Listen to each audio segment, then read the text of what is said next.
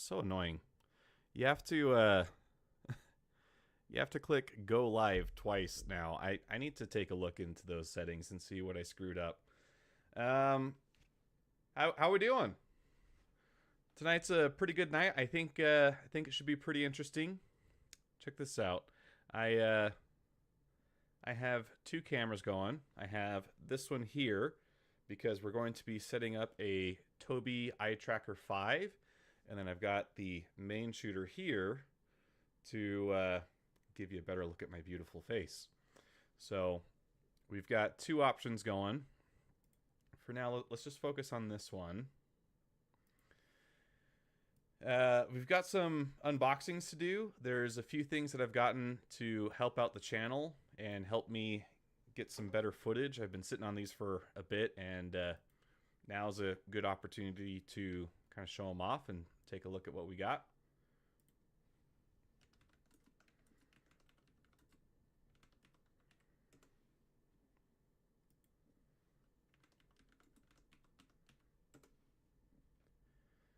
So I wanted to start off by taking a look at well, let's actually do the unboxings first. Give people a chance to maybe join in and start watching. So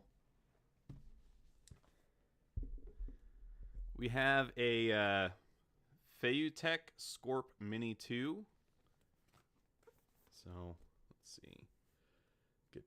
Get my OBS pulled up so I can see what I'm doing. This is a fairly inexpensive gimbal. I mean, they certainly come a lot more expensive, but I shoot with the ZV-E10, so this should be enough for what I've got.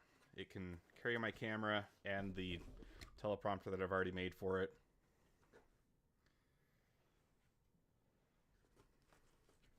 Oops, sorry, that probably sounded loud when that hit the microphone. So this is the main unit. It's got a handle with all the buttons on it, and then it's got a support hand.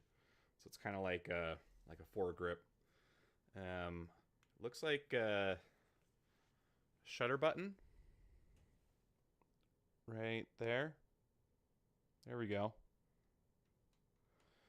So you can trigger it remotely. It's got a adjustment wheel here. You can use this for controlling movements on a per axis basis.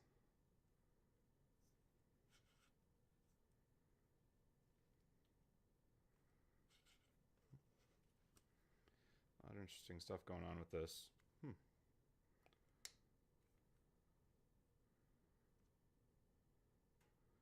Ooh.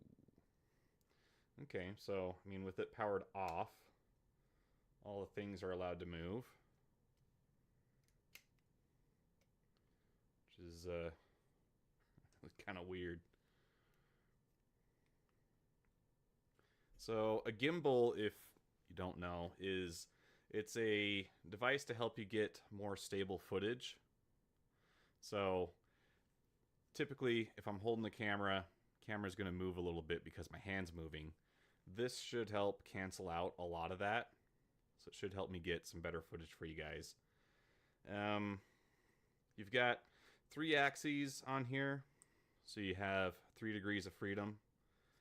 And this feels like all 345, I'd probably say. It's not quite 360 on this axis.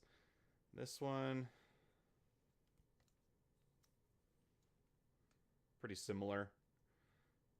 This bottom one can spin forever. So that one's pretty cool.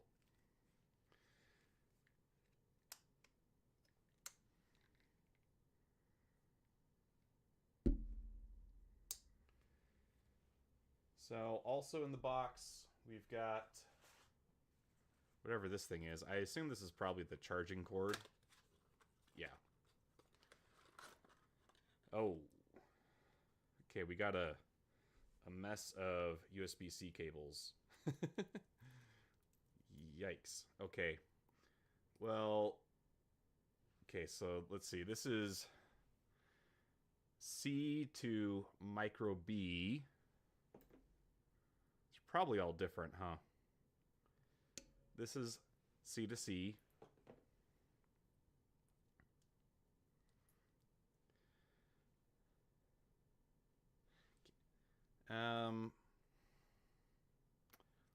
This is that weird one. I don't know what that one's called. It's the more trapezoidal one. There we go.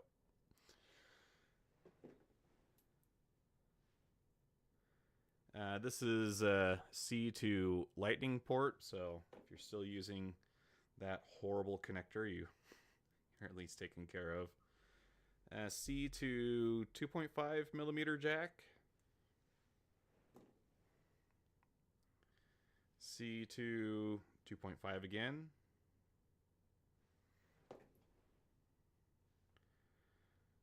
C to micro B. C to 3.5. Okay, oops.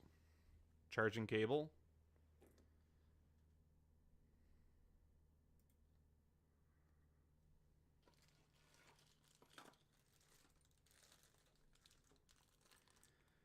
Some adapting hardware. This is a lens support. So you put this in front of the camera, and then it will support the lens and make it so that it doesn't tilt forward. I think that's what that's for. It's for when you have heavier lenses, I guess. This looks like some kind of standoff.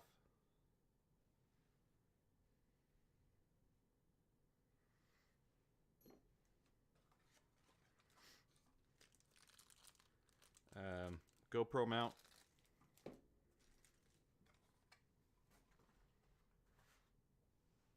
We have a phone carrier.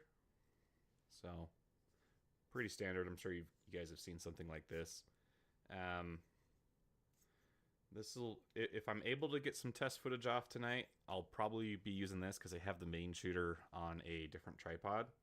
And so this would be the easy way to get some footage.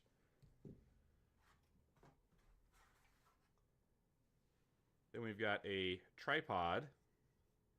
Very, very simple, very basic. It's literally just the tripod feet. But this makes it so that you can attach this to the bottom. And then you can have this be a standalone unit and do like time-lapse photography, stuff like that.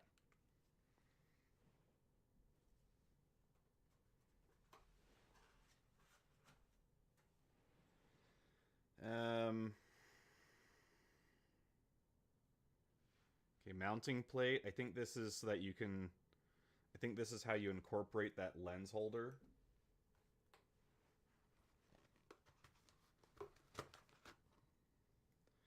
And then they're all going to be on these sliding carriages. You need to make sure that your equipment is properly balanced. Otherwise, you're going to put unnecessary strain on the motors of your gimbal. That's not good. You don't want it to have to work as hard.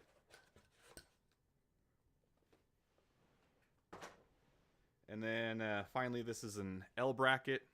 This makes it so that you can switch from doing portrait to landscape or vice versa. So, for instance, you slide this on like so, I think. It's a little crunchy. I don't want to scratch anything.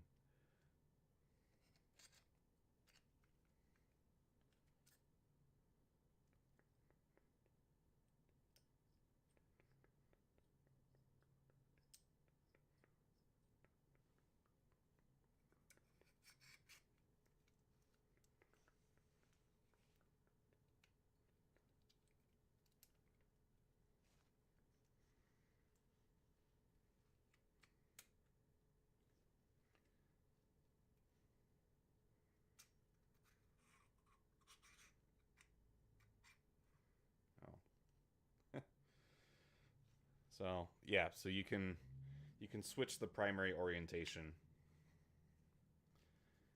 If you have the tripod foot mounted, it gives you a little longer handle, I guess. So kind of cool. Oh, and that's sneaky. They've got the port hidden. I guess that's how they make sure that you can't Oh, okay. It's not hidden. It's just on the bottom. Does this have any juice to start? Oh, it does.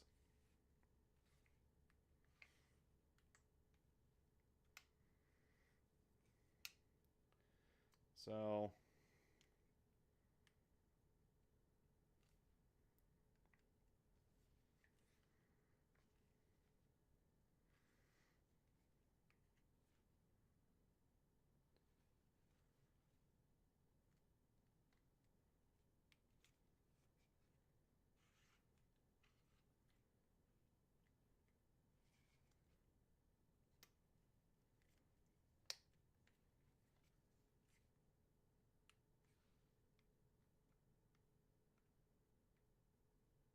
hmm.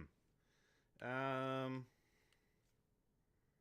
I really probably shouldn't be screwing with it if I don't know what I'm doing. And this is definitely something that's going to take a lot more time than I can give it right now to properly learn how to use it.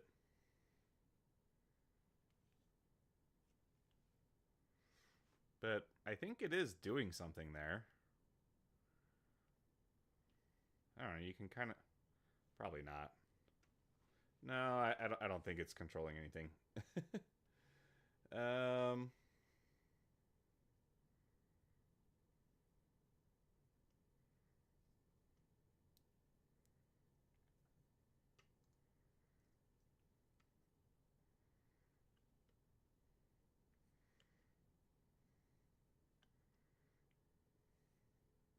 yeah, I think it's supposed to be in this kind of orientation when it's actually working. And then it has this more compact mode for when you're not playing with it.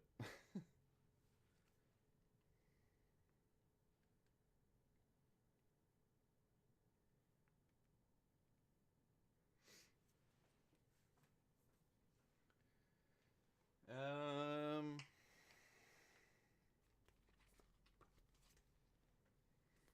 I really kind of wanted to shoot some footage on the phone with it at least.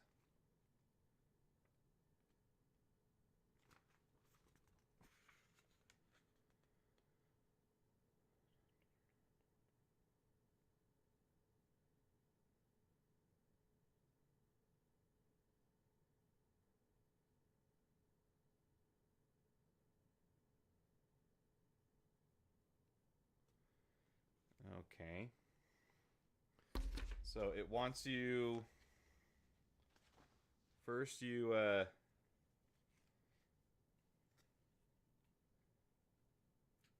wants you to lock the axes in their set position.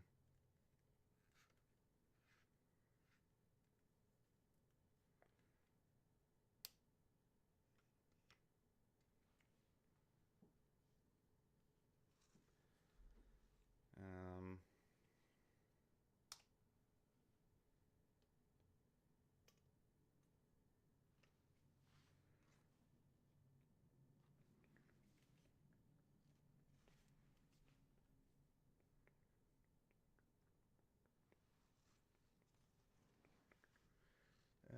let's see.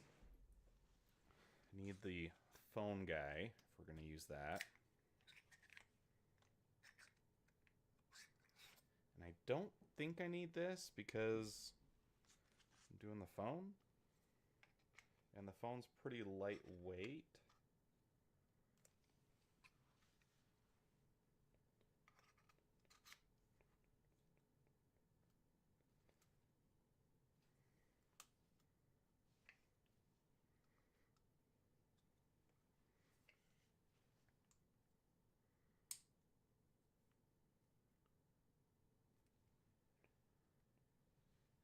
So that is gimbal balancing position.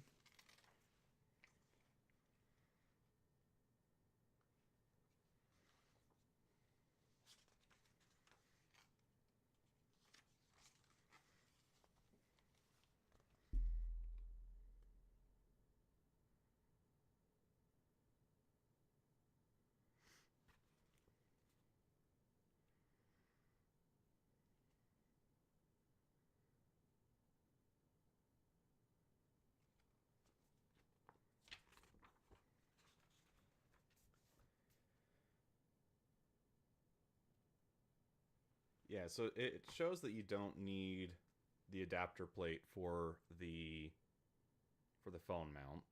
So I think we're fine on that.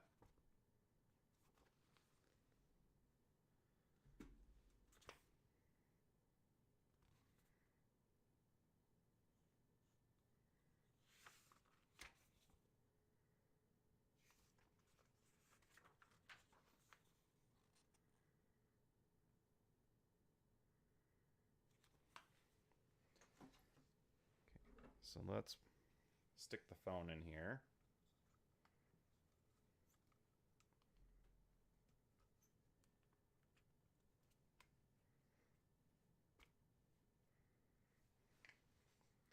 That is mashing buttons. Okay, we need to move that. I don't know if it was meant for phones as big as what I'm rocking here. This is 24S Galaxy S24 Ultra. Pretty big phone. It might be exceeding what the axes are intended to handle.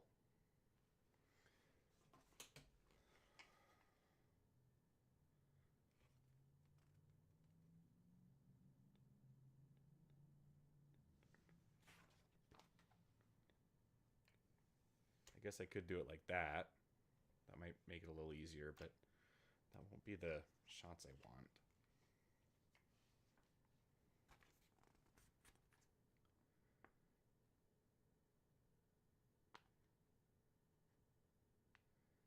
Take camera mounting as an example. Make sure the camera and lens are ready for shooting. The gimbal is powered off or in sleep mode before balancing. It is recommended to hold up the camera first, then move the slide arm, cross arm, and vertical arm. If the lens tilts to one side, then the camera is that side heavy. Move the side arm to the opposite direction until the camera is steady, pointing upward.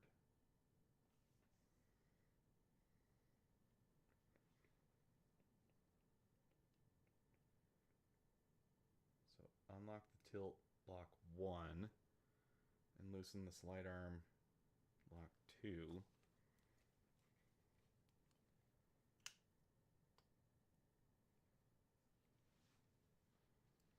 Okay. I can figure this out. So it's tilting.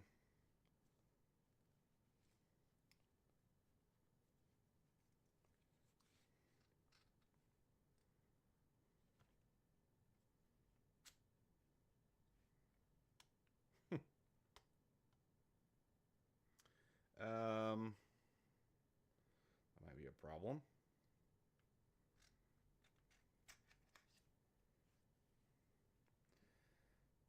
So,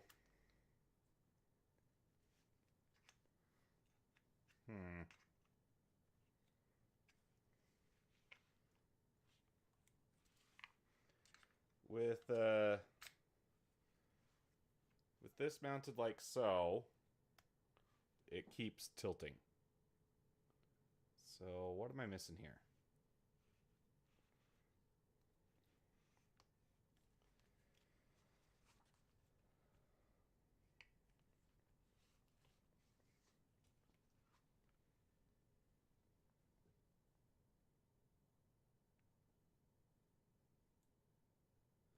Yeah.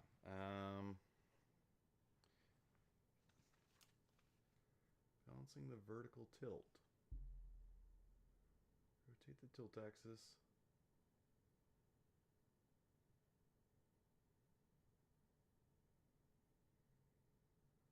Maybe I do need the plate.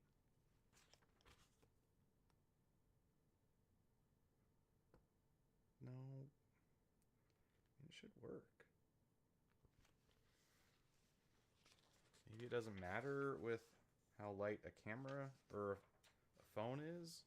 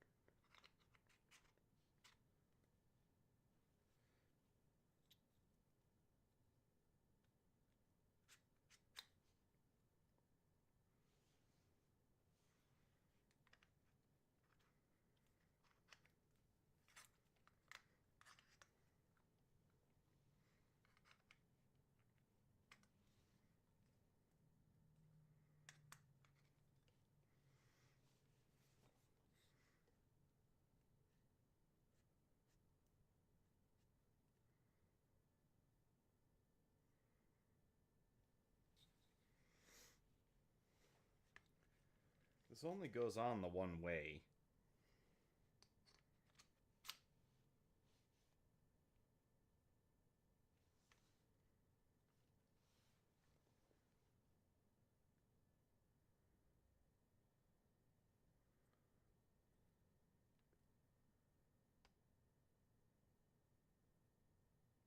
Okay. I don't think I changed anything, but seems to be doing a little better now. That's good, I guess.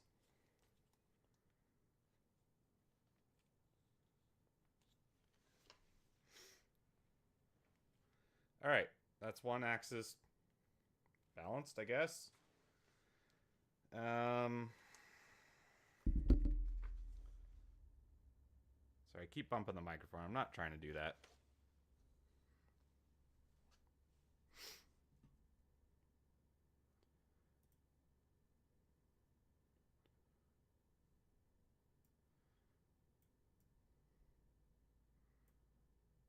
Let's set it up like that. That way I can see chat and OBS at the same time. Okay, that feels pretty balanced to me.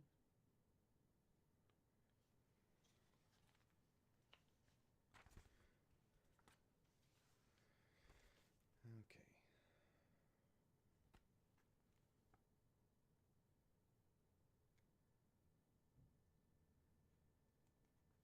Rotate the tilt axis so the camera is pointing forward. Check the direction which the lens tilts to. This, I think this is going to be where what really kills it, because I was able to kind of figure out.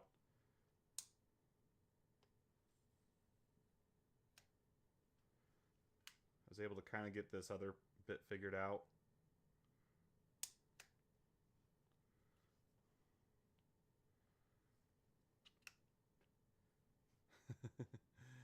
Yeah.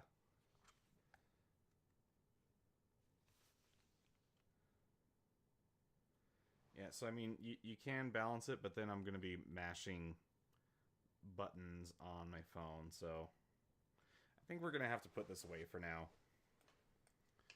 But I will be able to get some cool footage at some point in the future with it.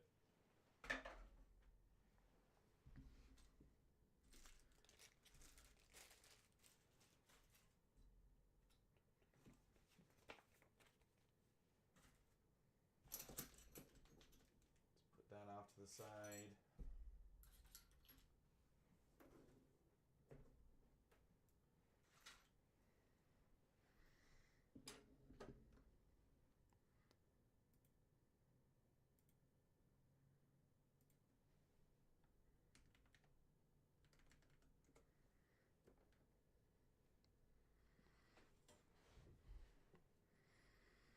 I wonder if, because of the way I changed my channel, I wonder if it's not pinging everybody the way that it did before.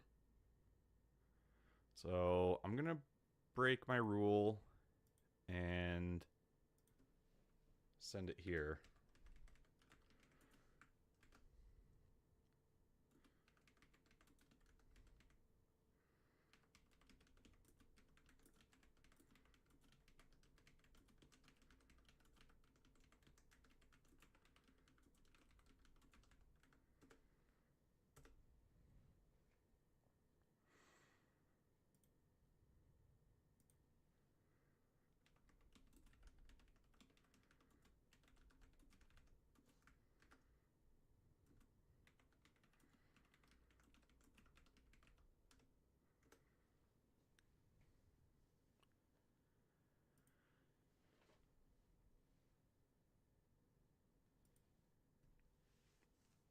So next thing I got is I picked up an eye tracker 5 from Tobii. So I'm gonna grab that.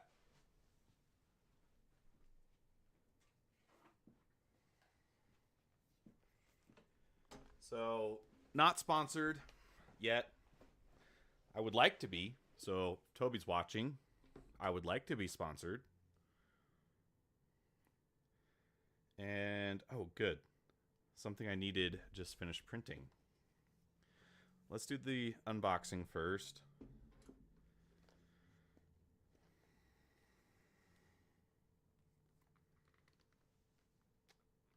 Need something to open this.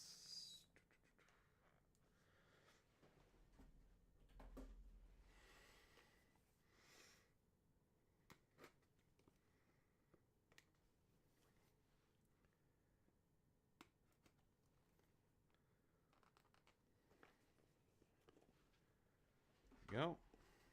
It's a nice box. Feels got a nice matte finish.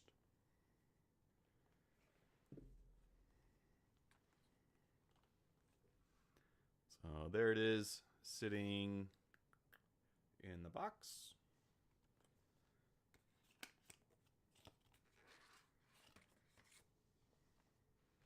There's really not much to this thing. It's got a metal construction, which feels nice.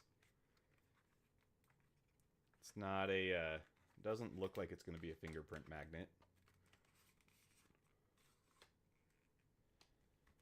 I don't know if there's like a correct way to get this out of here. The cable is kind of like wound all throughout the box. But it's out now. I didn't break anything. And it's got this magnetic mount. And it should come with a standard mount in here. They do sell adapters to make it work a little better with ultrawides because they generally have a curved surface. I've got something else in store for that.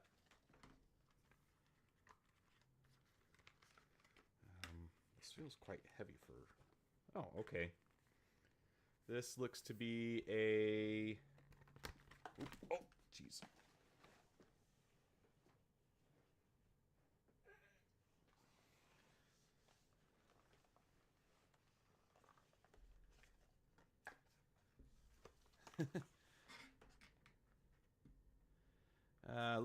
Looks like we got Will's Elite Gaming in chat. How you doing, Wills?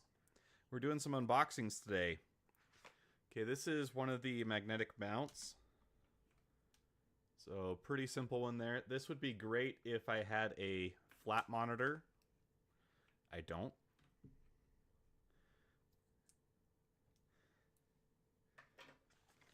Wills, aren't you the one that's usually doing the duck sounds? Is that you? And then we've got a some adhesive.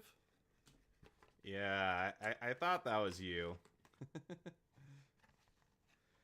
Okay, so I think these are backup magnetic plates, which is nice of them to include. There's actually very little... Scratch that. There is documentation in here.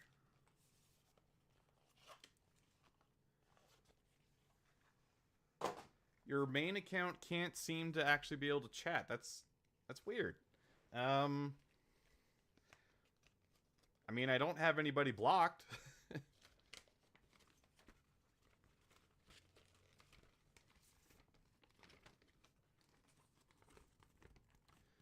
Oh boy.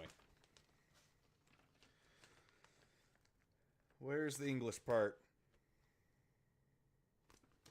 That's German. Mounting warning.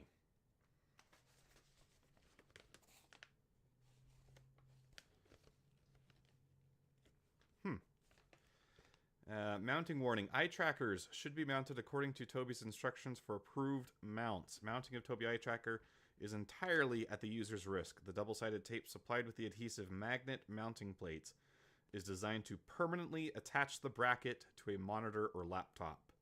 Attempting to remove the bracket after attaching it may result in damage to the monitor, laptop, and the bracket. Do not lick the tape or place any part of the tape or mounting plate in your mouth. Do not mount the eye tracker on monitors placed above the user as it might fall. Okay. Well,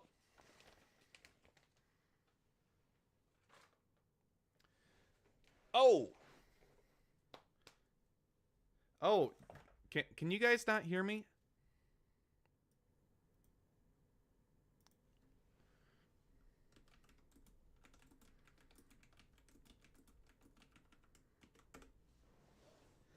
Mic check, mic check. Everything that I can see says that you guys should be able to hear me. Yeah. I just bumped the microphone up.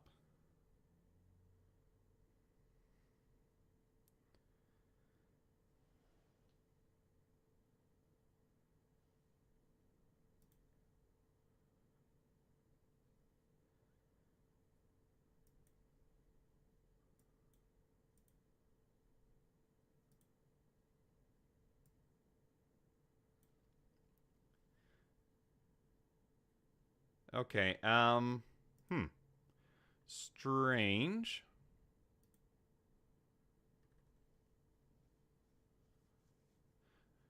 Okay, I'm just seeing a message you sent in Discord. Let's see. Don't know if it's a me issue, but I don't think I can chat. I'll look on another account to be sure. That is strange. Oh. Oh, okay. Yeah. Well, yeah, chat's been pretty lonely tonight. We're just getting started here now, really. It's a you issue. All right. Okay.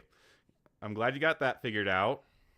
I can just bump my microphone up. I don't want to be kicking into the red too much, so I think here should be a pretty good spot to have it stop. How does that sound, guys? It should sound a little better to you. Right now, it's just my voice, so that's the only thing you should be hearing. I don't have anything else playing at the moment. They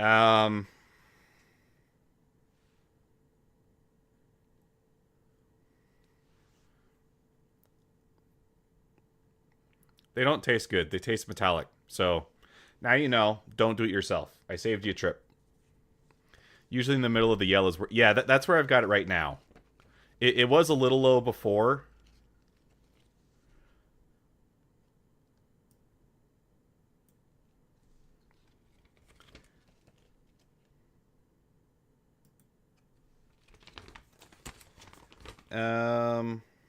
Warranty. Tobii Eye Tracker 5. Our pledge. Tobii warrants during a period of 12 months from the date of shipment that our delivered product corresponds in all material respects to its specifications. It's free from defects of materials or workmanship, functions subject to its intended use. If you discover a defect, Tobii will, at its option, repair or replace your device with a new or refurbished unit of the same or similar model. Yeah, okay. So, pretty standard warranty jargon.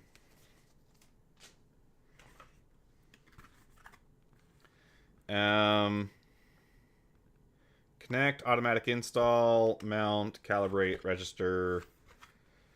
We've got kind of infographic style instructions here.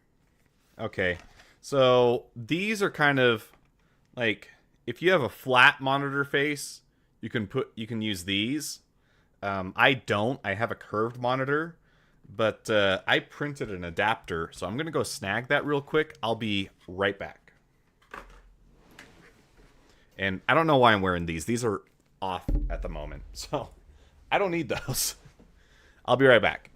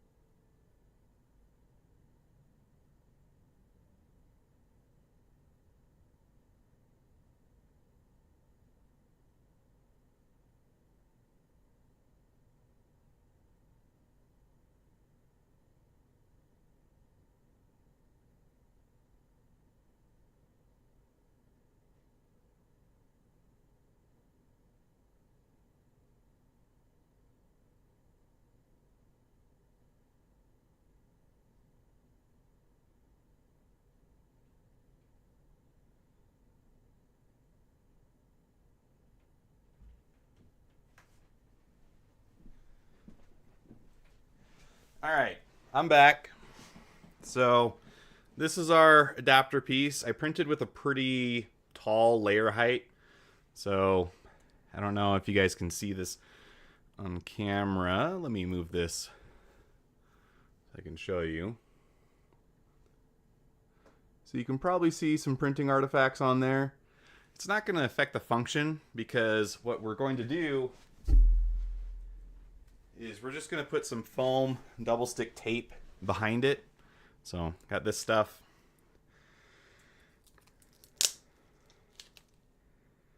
And this should be permanent-ish.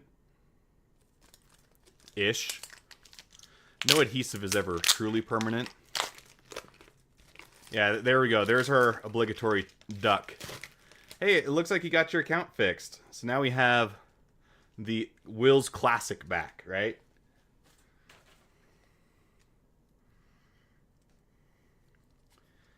This is a bit thicker than I think they wanted. The bonding engineers? What the heck is this? Okay, this is just a alcohol cleaning wipe. So what I'm thinking I'm going to do is I'm going to try and cut this tape in half widthwise so that it can seat into this crevasse here. And it should sit a little better that way. So I'm going to grab my X-Acto knife, which of course I have in the standard bedroom tool collection.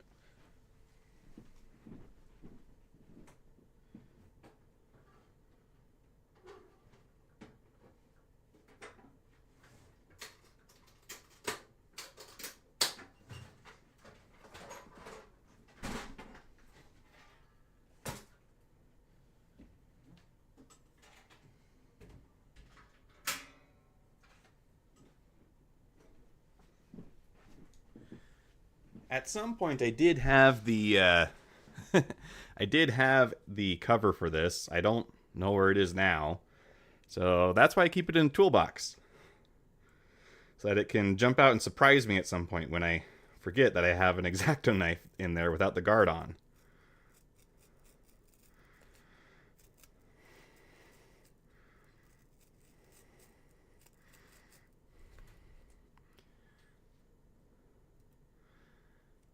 Okay, glad the volume's working out. It's audio, man. Audio is always what gets me.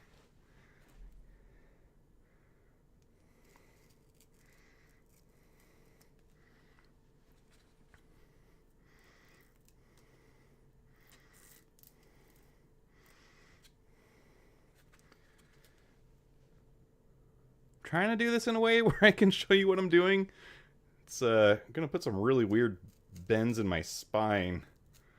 Feel like when it's picture day at school and you're doing the, you know, like, yeah, that's a totally normal looking photo. I'm sure mom will love looking at that.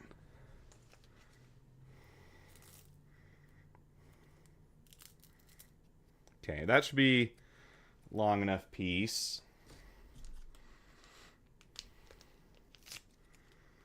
Let's use our official IPA alcohol wipe. IPA, no. You wouldn't say IPA alcohol wipe because IPA is isopropyl alcohol. You could say IP alcohol or IPA wipe. But otherwise you're saying alcohol. Give it a little scrub-a-dub-dib. That there. Try not to contaminate my freshly cleaned surface.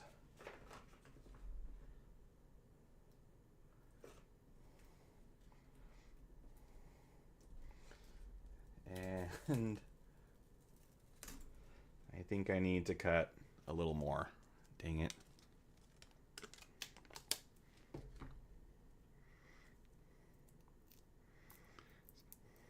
Yeah, I need a little bit more there.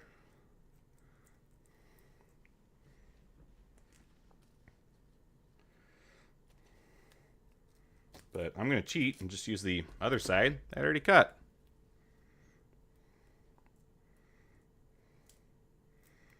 And we call that recycling. Word. All right, where did I put the X-Acto knife? Oh, right over here. Gonna trim this guy a little bit so you can get a smoother look. Stick that to something.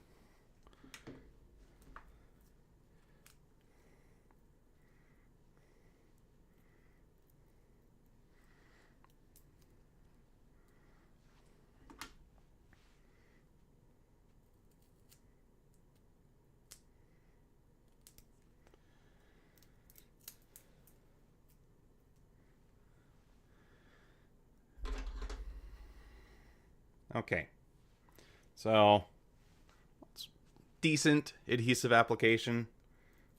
You don't need to overcomplicate things.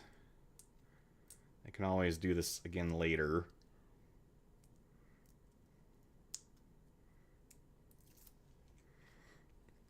So got this, and now I need to stick it onto the monitor.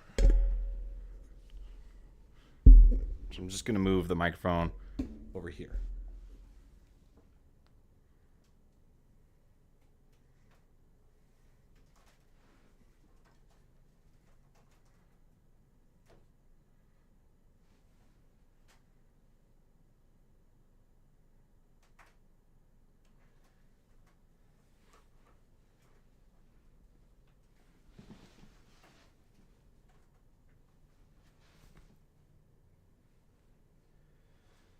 Oh, did you guys want to see too? I can do that. Let's have you guys take a look at what I'm doing. Look at that. We're such a professional production now. I'm gonna close YouTube for now so we can't see all the videos I was watching. So I'm just gonna grip this here for a bit. 30 seconds it says on the adhesive. 1 1,000, 2 1,000, 3 1,000.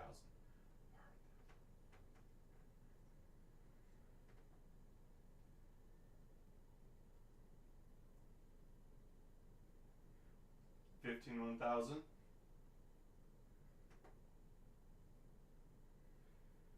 21, 22, 23, and rounding up with what I've already held it for, we're probably okay. All right, now I'm going to take our isopropyl alcohol wipe and clean off the front here. Get all my finger chum off that side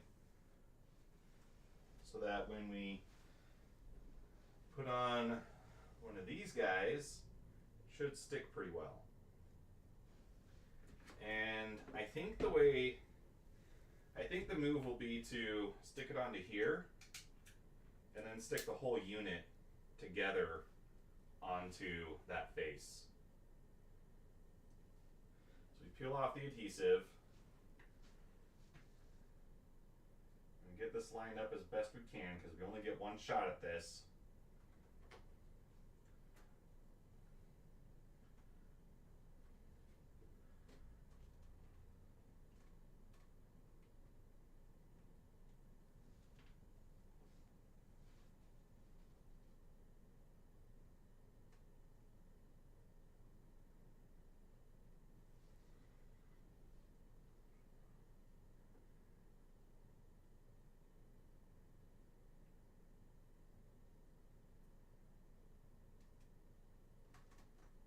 Okay.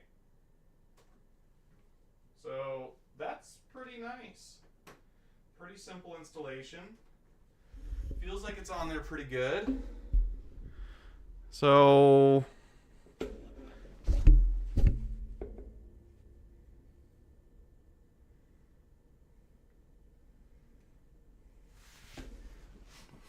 hi, how are ya?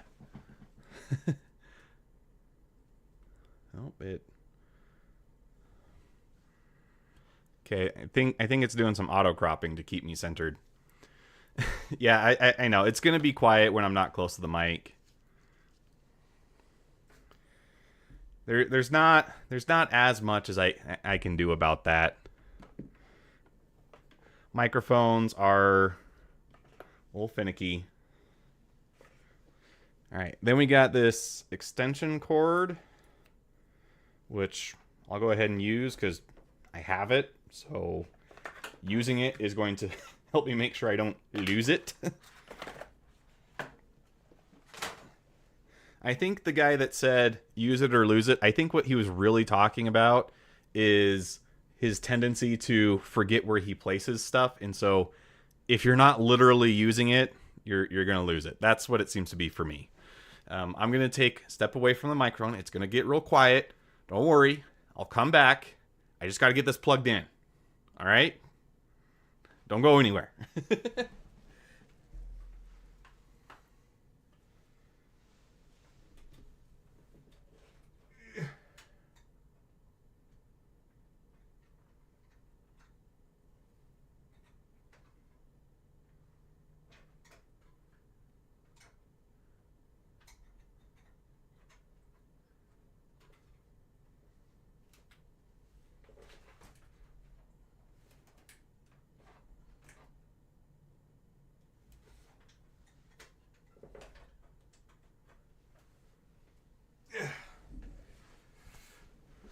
Whew.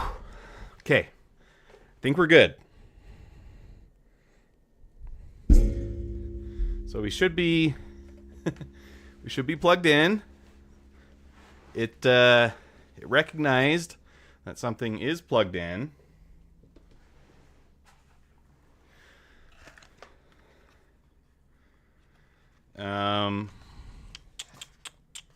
Let's see. Does it pop up? I think we're going to have to go to the website. So let's give that a shot.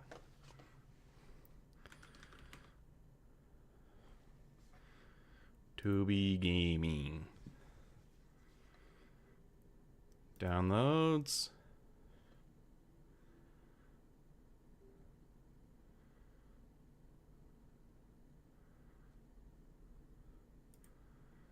Select the hardware. Eye Tracker 5.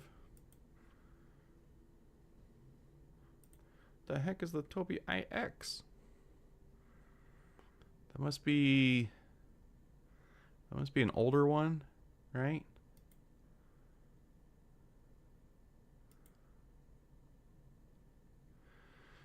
Okay, download driver.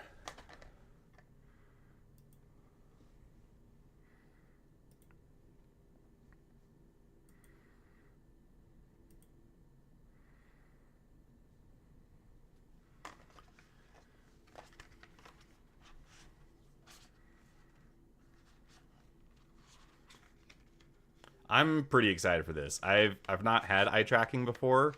I've kind of tried it with the webcam that I got, but it hasn't been very good. So I am excited to see what a dedicated device is capable of.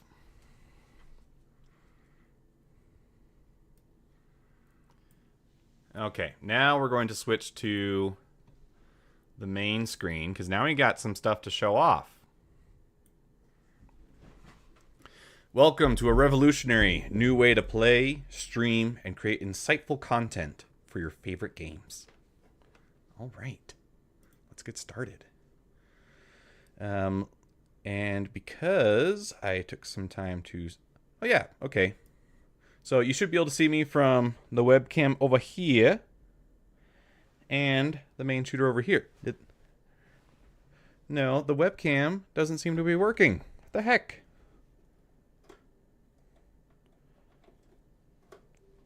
Let's try that again. I think I might just need to deactivate and activate. There we go. So now we have camera. So you can see what's going on in 2 angles. This is some professional stuff. Here's the deal. We take your privacy seriously and want to be transparent regarding how things are done. The usage data collected via Tobii Experience is used to improve algorithms and product features, but the app does not store or collect your sensor data. I don't know if I believe that because I think everybody lies. But I'll let them get away with it. This sensor technology is meant primarily for personal interaction use and not for analytical purposes. To safeguard your privacy and for commercial reasons, apps that store or transfer sensor data must have a special license. To proceed, read and accept Tobii's license and use agreement. Okay, you guys are going to be in charge of reading this, all right? I'm going to scroll through, and you guys are going to read it, and then you're going to tell me if there's anything I missed. Okay, so that's page 1. Here's page 2. 3,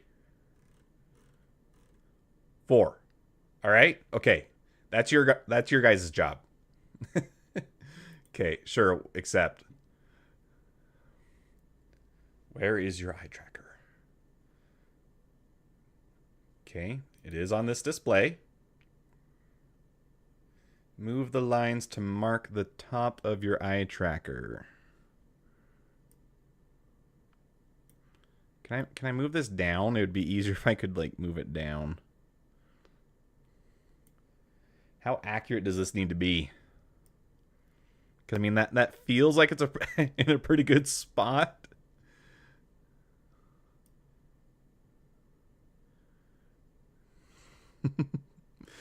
Oh gosh, I hate these kinds of calibration things because I always feel like I'm screwing it up somehow.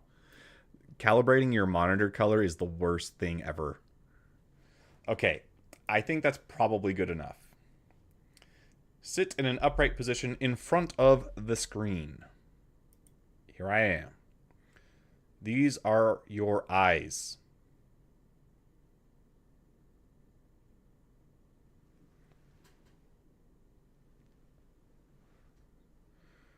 Oh my gosh. Okay, it's kind of freaky. I'm looking at these like red lights. They're just constantly on.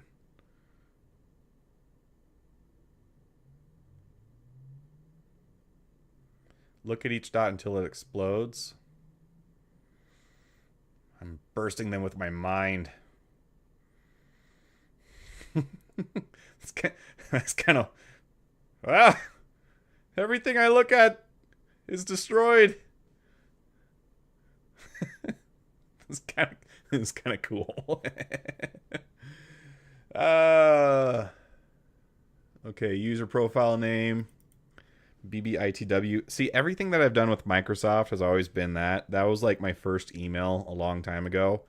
It stands for Best Boy in the World. Guess who made it? It was my mom. You're just gonna change that. Wait, what am I doing? I'm a YouTuber. Gotta push the brand in every moment. We're Odd Job.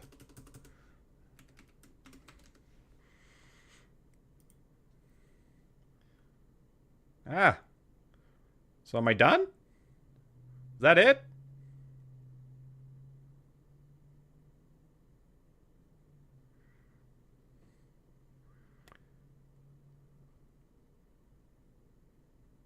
Okay.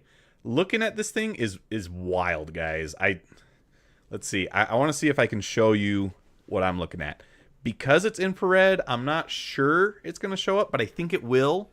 Because cameras tend to be able to see infrared as long as they don't have that setting turned off. So it just depends on like what Sony does by default. Let me show you what we got going on here.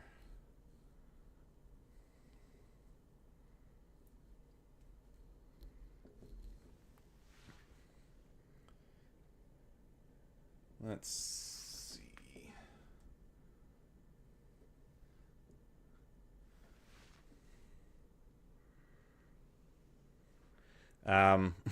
Okay.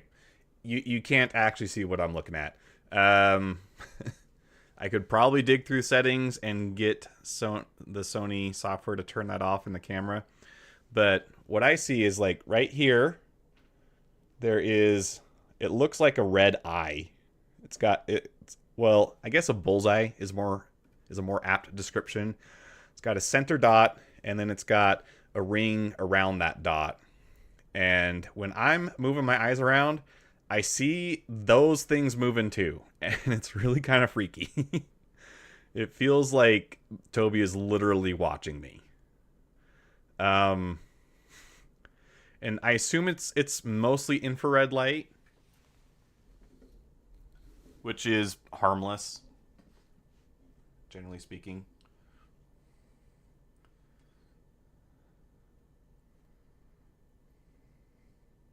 Get that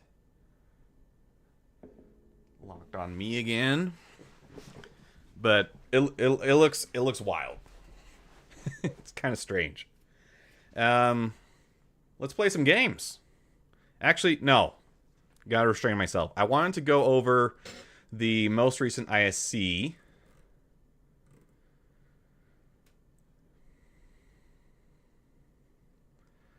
I don't know if I need to keep this software up. I'm going to close it, see... Okay, yeah, see, the thing's still working. I still see the red lights. So I think I'm okay.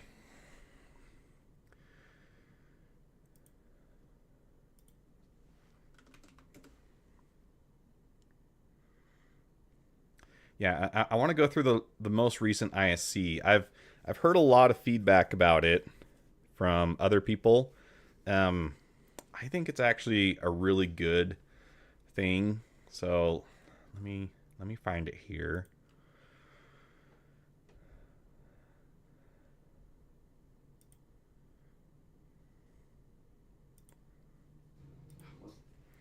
Okay, now I'll put the headphones on because now they'll actually do something.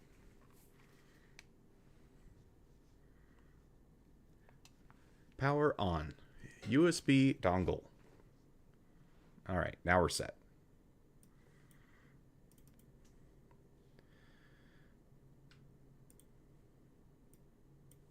What's the word I'm thinking of?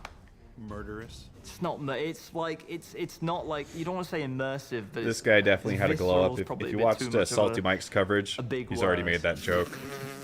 Is that I'm thinking engaging, I suppose. Tell us what you really think of the back. I suppose engaging is the word, right? Like, you're gonna get a much more like engaging Hear this? experience. He doesn't think you know the word visceral, people. Well, it's a lot of syllables for a bloke from Coventry. We have a 2-syllable cat where I'm from. Okay, every time they show shots of Pyro, it gets me excited because it looks really good. Showing a takedown there. See, okay, here's my opinion. I like to do... I never do full reacts. I always pre-watch stuff a little bit. And my thought is, when I'm watching it the second time, I feel like I get more out of it. So there's still stuff to react to. But I have that foreknowledge, so I know ahead of time what it's going to show for the most part. So I feel like it allows me to add more to it. So that's just the way that I like to do it. But I know that it's not really in the spirit of React content, but whatever. I'm going to do things my way.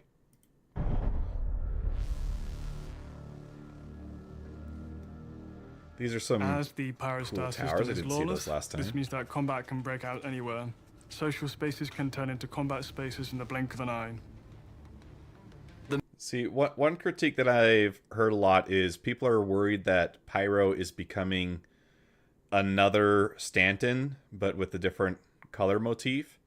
And Pyro has been pushed as an area where PvP is much more likely to happen. And I think that that's still the case. When you think about it, though, you can't always be doing PvP. You can be the absolute best pilot, and you're still going to get downed. And when you get downed, what do? You need to do something to get money. You might not necessarily want to go all the way back to Stanton. That might not even be an option because of your reputation. So having stuff for you to do in Pyro that allows you to earn credits in a more peaceful way is going to be how you get back on your feet to get back into PvP. Because, I mean, you're still going to need to buy bullets, still going to need to buy missiles. So I think a lot of people were upset about the idea of adding all this stuff, but it's a necessity even if you're a PvP-focused player. The whole idea is that you're out on your own, right? So you got to figure out how to get stuff yourself. The main experience we're trying to build is something that feels a bit more like wild and not the typical thing that you've seen in Stanton. So the themes are a bit more chaotic than you'd expect. So for example, if you're shopping and then someone decides to take a firefight with you because they think your armor's cool and they want it, you can jump over that kiosk, sit behind that cover and return fire. Yeah, so I mean, you're there's not basically going to be turning this active shopping mall, armistice which you were zones at anywhere, so previously, into it's still going to be a combat pretty hectic Spaces environment. were built modularly with various different overlays that had to stitch together, but also make sure that it accounted for a fair combat fight and easy navigation for both vehicles and any other light elements that you want to be able to bring to these places. As for the trade posts, because of their ever-shifting inventory of things they could sell, could buy, things being on display, this changes the layout of the trade post itself. Taking everyday objects in the trading post, like weapon terminals, something that you would purchase, would then, as soon as a fight is initiated, that becomes cover. You would be using these things to help yourself to not get shot by the... What we should see embodied in Pyro then is that everything should feel like it was designed to be an FPS map. So you should have multiple points of entry, choke points, durable cover, things to hide behind quite easily in order to avoid fire, lots of durable cover in different formats and places. So it should feel like a pretty combat-focused environment just from the layout. The enemy, essentially. So you could be ducking behind cover behind a ship component that you want to purchase for your ship later, but first you've got to take care of this rival gang attacking you. Then afterwards you can decide, hey, I need to grab a multi-tool for this other salvage mission I need to go to. So after the firefight is finished, you go to the counter, pick up your multi-tool. This guy... I need to go Let's to. see. So after the firefight is finished. I recognize the Artemex set when I see it, but there's no space binky, so he's missing his chest piece. You go to the counter, pick up your multi-tool with a salvage component, pay for it, chip's done, and off you head out. Taking what That is new armor, is it not? I'm trying to keep an eye out for Easter eggs. I missed a lot of Easter eggs last time. This looks like new armor, though. we've learned and these setups from Squadron 42 to Pyro, for example, NPCs having specific archetypes and having more specific classes, using things like defend close. areas and keeping NPCs in specific areas. Pyro, we're taking that to the next level, where we're having more specific areas used for defenses and things like that, and making areas stay in NPCs. We're also using something called schedule areas, which basically enforces NPCs to stay within a certain vicinity in combat. For 4.0, with server meshing, we expect... They pass right over that. certain I hope vicinity that this in is something that we're going to see. I would love to see the ability to have NPCs take on turrets and just try to hose you down when you're coming through a door. That would be really cool. We've got turrets set up around all the bunkers. Seeing them actually do something will be a nice addition. For 4.0, with server meshing, we expect higher server frame rates. So the idea is that you... Fingers crossed it comes true. Higher frame rates for servers in 4.0. This is definitely new armor, and it gives me a Killzone vibe. Looks really good. get a much more engaging AI experience. I think this is a new... Actually, no, I'm not sure. It might just be a recolor of one we already have. Let's talk about some of those classes. We have what we call our techie, which typically features light armor and SMGs, and they have more aggressive traits. So they're focused on getting close to you and flushing you out. Similar with our CQC class, which typically has shotguns, and obviously they have the much higher aggression version. You've seen us talk about traits at CitizenCon, and this is putting that work in the persistent universe and allowing us to create more dynamic situations. We're doing other things as well. For example, we're making NPCs hold up in rooms with shotguns and things like that. Which is going to be so annoying when you come around the corner and then, boom, face full of lead. But I guess it's par for the course. That's FPS gaming. So when you have to eliminate a specific target and you're going into a room, those guys are specifically holding up there, and you're kind of having a tug of war of them in close quarters environments versus them just kind of walking around the area. With our Juggernaut enemy, you'll have seen that that's the incredibly highly healthed LMG enemy, which ignores all shooting restrictions, can focus on pushing the player and... Okay, it definitely looks like heavy armor, but I have always hated these shoulders. I know some people like them, but they look so dorky to me. Looks like you've got wings coming out of your shoulders. Shooting them out and basically being that slow-moving target that walks towards you. Similar, including things like Copions into battle. One of the factions has pet Copions, and Copions fight alongside them, and that is fantastic because it gives you a different silhouette when you're fighting these factions. You know, Yeah, you have to shoot a lot lower, you have to be a lot more conscious because they're a lot quicker than a human being, and just these nice little new additions to combat. Which, I keep seeing Copions when I am at certain locations like Ghost Hollow. Are those faction Copions, or are those just Copions that are out in the wild? We're integrating more things in terms of having people who are more aggressive, having different factions, having different accuracy profiles, and making the factions in Pyro feeling a bit more versatile and different to when you fight each other. These encounters are a lot more crafted and bespoke. Okay, let's see. That looks like a femur bone. This, I can't see enough of it to see what it is. These obviously look like skulls. They're quite small, though. So, are the headhunters killing kids? But they don't look like an adolescent skull. Because the proportions are human. Or, kids are human too. The proportions are adult. Usually if it was an adolescent skull, you'd see a more round orbital socket. So, maybe shrunken heads. This spine going across the top is strange. I don't... That looks additional. So these could be implying that these are cast. Pyro is a system. Okay, so this looks like it could be maybe a humerus. Pretty confident this is the top of a femur. But again, they all look quite small. They'd be quite a bit larger scaled up to this adult. Of conflict, and in there's many factions vying over control. When you arrive at Pyro, one of the first things you want to do is enlist one of the two primary factions.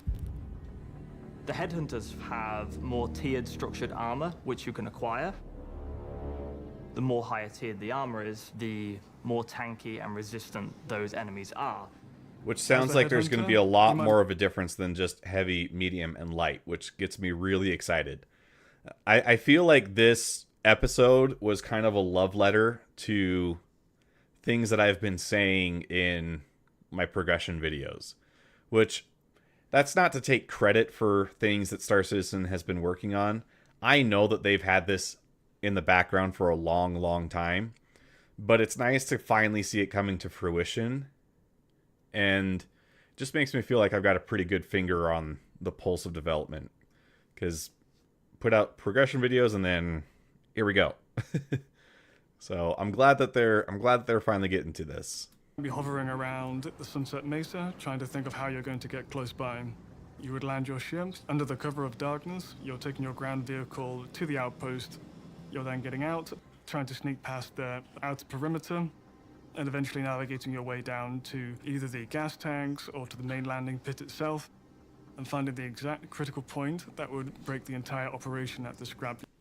So we talked about this in a previous video on the channel as well. Right now, a big problem with vehicles is there's not a reason why you would use a vehicle. What he's describing sounds really nice until you realize that currently there's not much that prevents you from just landing your ship closer and skipping the vehicle. So they would need to dramatically increase the number of turrets that are firing on you, or increase the danger in some other significant way in order to make it so that you have to take the vehicle. Otherwise, it's just as fast to land closer and just hoof it that small distance. Yard.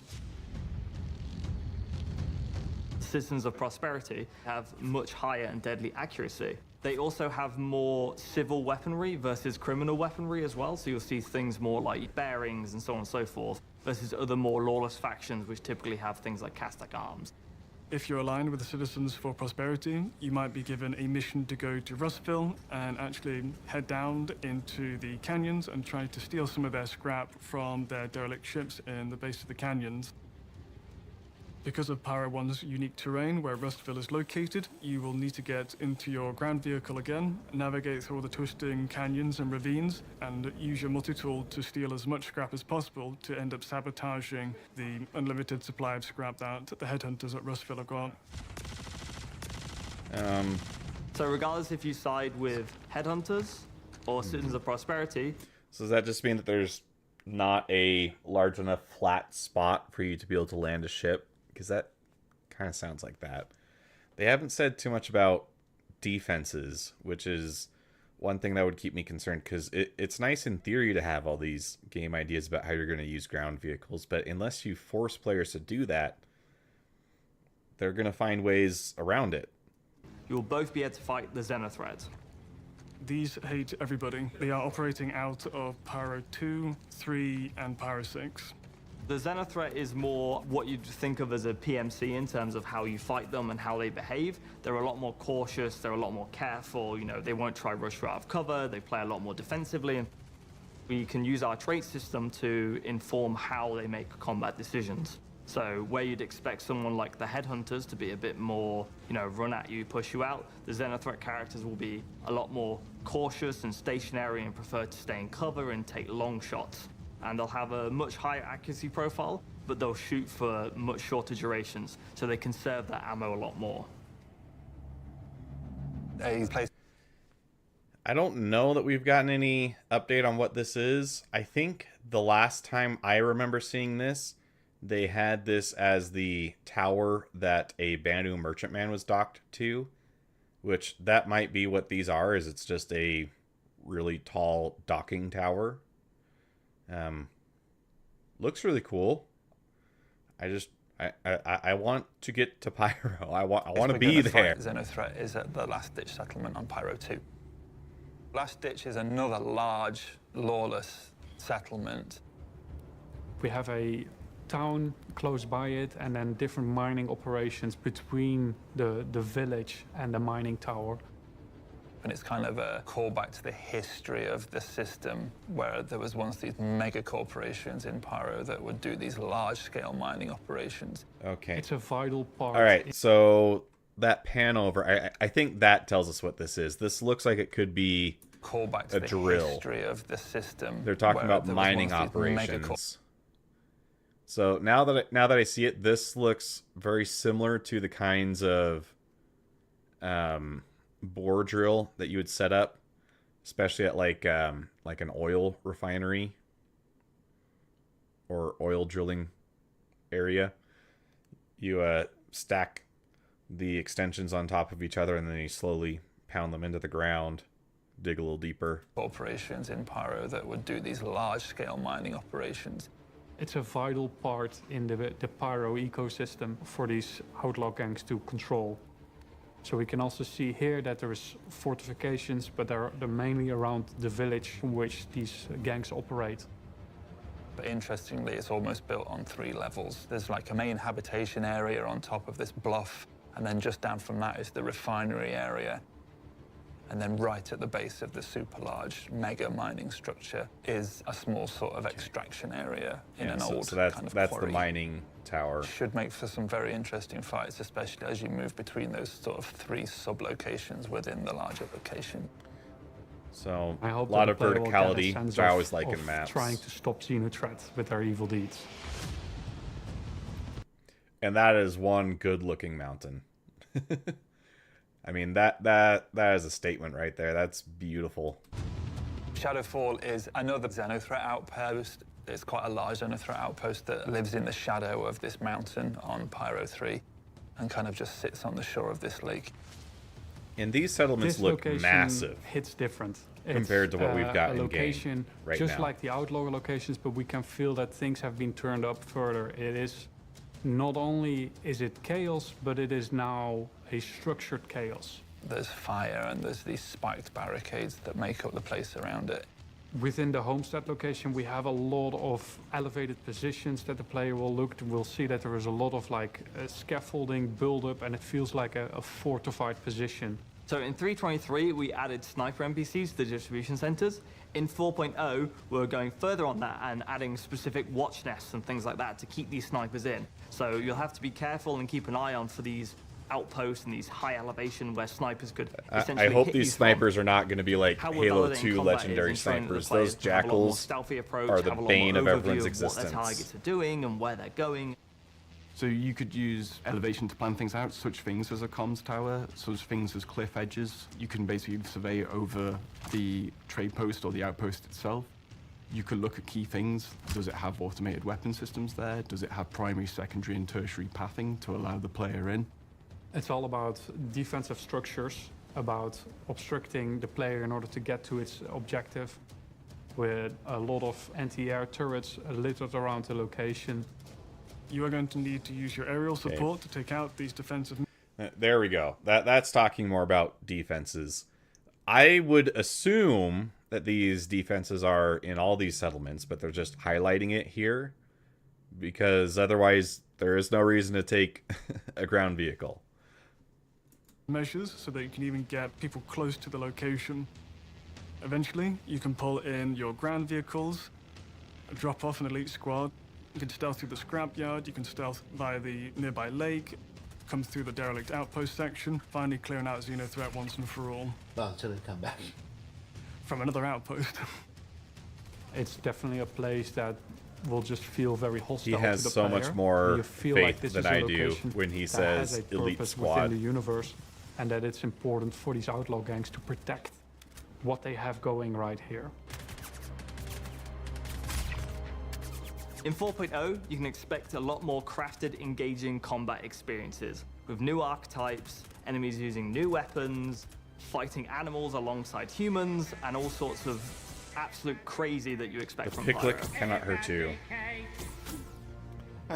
Alright, Bosch.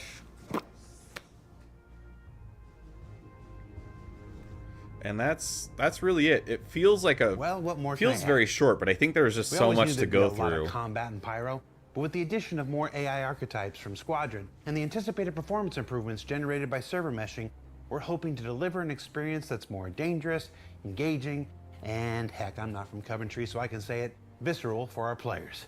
For Inside Star Citizen, I'm Jared Huckabee. Thanks for letting us share the people and process of game development with you, and we'll see you all here next week for a look at characters and creatures in 4.0. Okay. Characters and creatures in 4.0. We know we've got Copians and the birds. So I think they've also talked about adding the space cows, right? Then there's one other one that I know they've talked about. But maybe they'll have some surprises for us. Maybe they'll have some more stuff. That'd be pretty cool. Let's see. Let me pull up the other video they had here. I think this is funny. They have the cargo empires.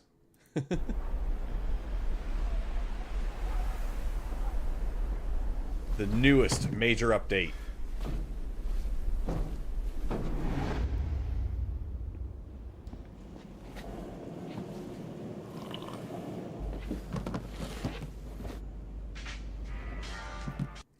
And I get it. It is a really cool update. There's a lot of cool stuff, but stacking up your hangar like this is going to take a really, really long time. And you're going to have to wait for physics to play nice, and there's just so many things to consider.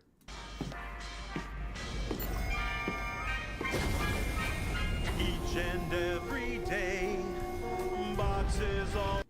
And the raft, while having the exposed cargo, sounds really cool and seems like it would be really nice. I've been working with it a little bit in the PTU, and those clamps are not convenient to work around. They get in the way so bad. So I think that they should really consider stripping those away and simplifying the raft's connection points, because right now I feel like it's kind of missing the point of having the exposed cargo deck. It's not easier to load than other ships. Always pay, 'cause I'll take you to where the sun shines, loading you along with my crew. We'll head into space and ship any place that's cargo. Packed up nice and tight, commerce feels so right, transporting you to where the stars shine. It's a nice song, though. The way that It's I very do. corny. We'll always see it through. Our credit will accrue. My cargo and I will fly through.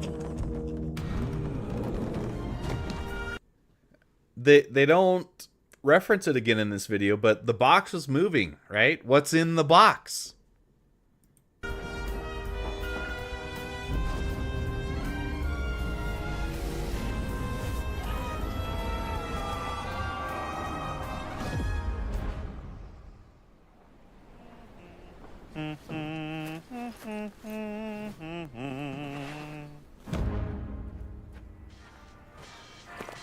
That's definitely not my Amazon delivery driver.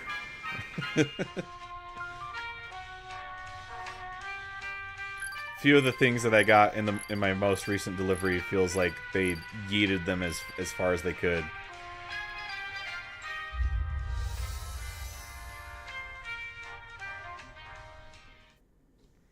So, it's a nice song.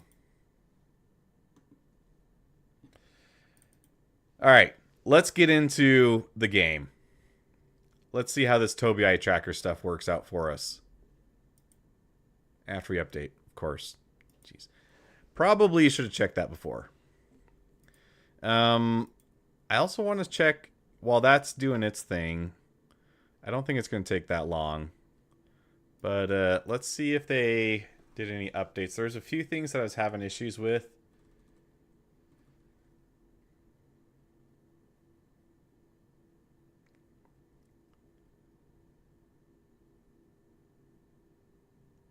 Optic interaction, key to interact, hold to hold breath.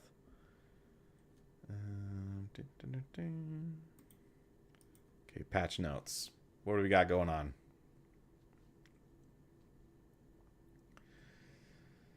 Fixed PU missions, PvE bounty missions, mission markers not showing after accepting the mission. Okay. Transit elevators. Elevators are present, but panel buttons stop functioning at Orison and space stations. This is not a fix for the gray panel issue. This is fixed internally, but it's not hot fixable and will be coming in a later build. Shopping, selling, cluster all harvestables are giving 1 merit per harvestable instead of a value for the type of harvestable. Shopping, unable to sell Copian horn and Merrick gem anywhere. Commodity kiosks.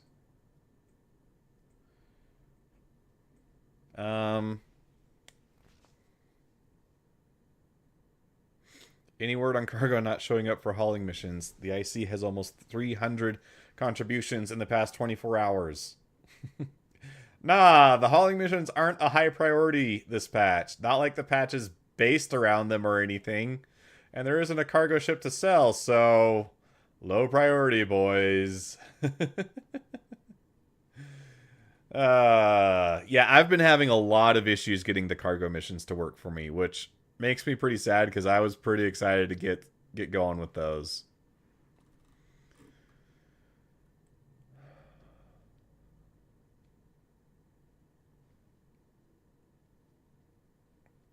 All right. Well, let's give it a shot. Hopefully it works out. I'm making a small addendum to the 0 to hero rules. I want to be able to use a ship to test the cargo missions. The smallest one available is, well, no. I'll be a big boy.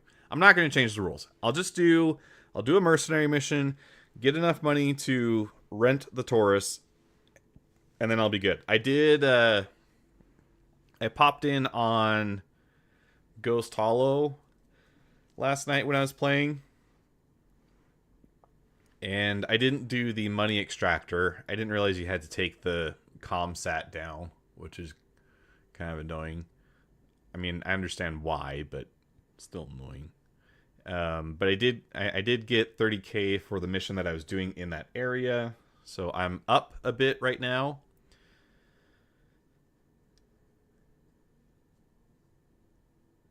And then I tried to get to my next mercenary mission and didn't work out.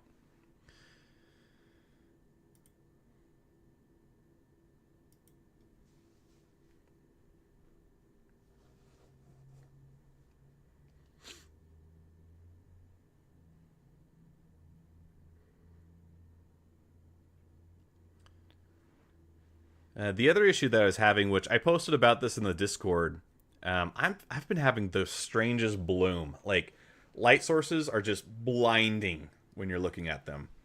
It can be the sun, fire, light bulbs. So hopefully I don't run into that. That was extremely annoying and definitely affected gameplay last night.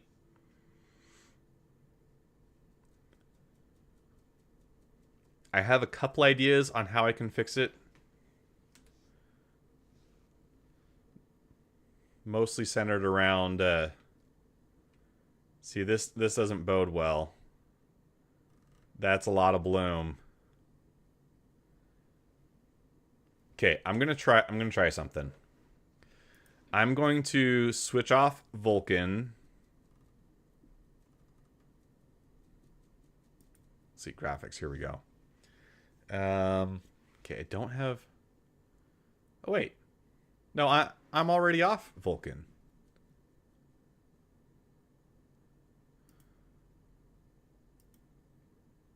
So maybe we'll try coming back on Vulkan. Because that's not supposed to have that much bloom. You're supposed to be able to see the bulb on that guy. Gonna restart.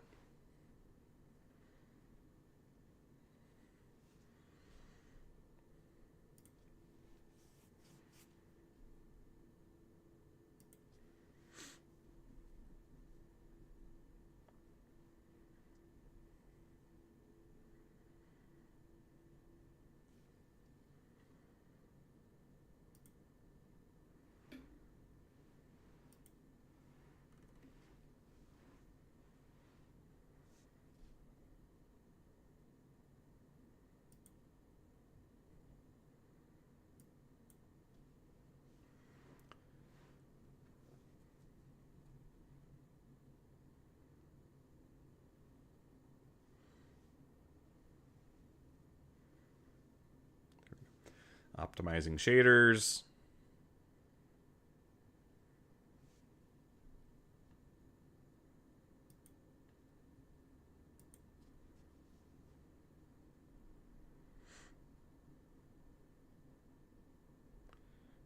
Fingers crossed. Let's hope it's better.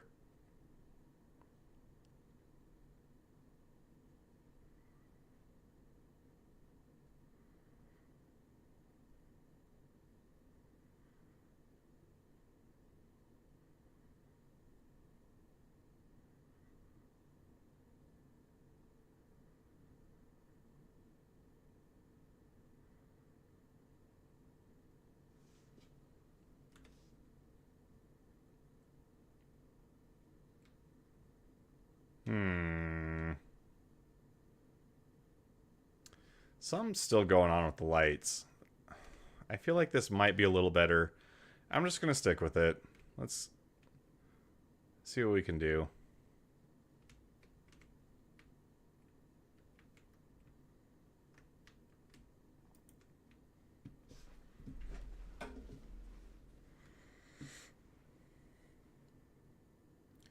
Okay, we need some agua. We need some water. Alt H, come on. Let me take my helmet off.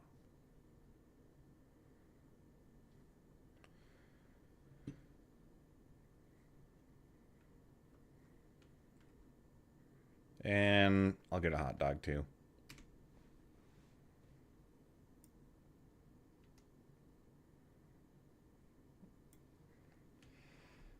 It always makes me uncomfortable how quickly our characters eat the food.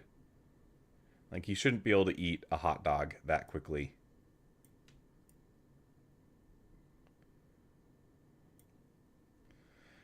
No way that's good for you. The nitrates in those things, this guy's gonna be in such pain later.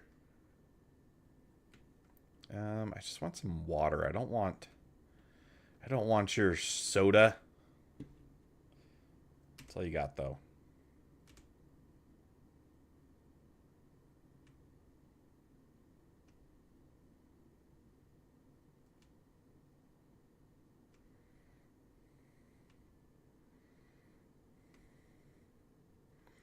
Okay, so we got a few of those. Oh, that's annoying. It's probably in the station inventory, huh?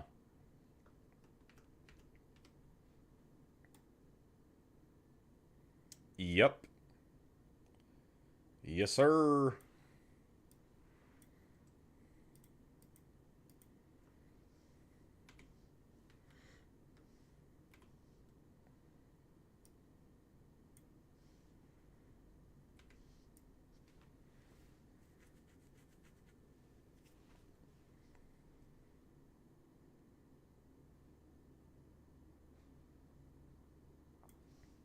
Okay.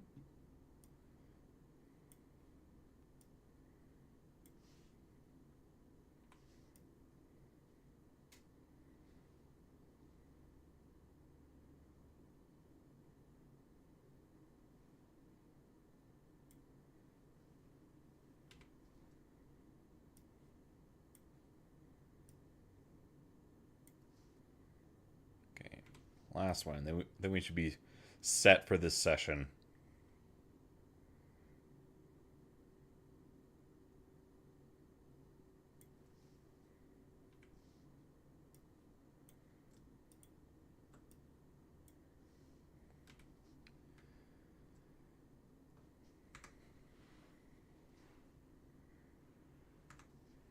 Now let's see. We got head tracking now, so let's try playing around with it a little bit.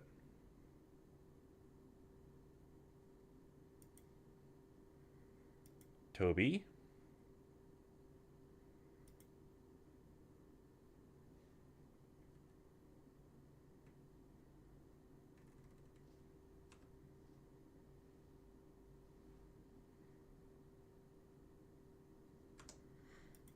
Okay, I'm missing some stuff.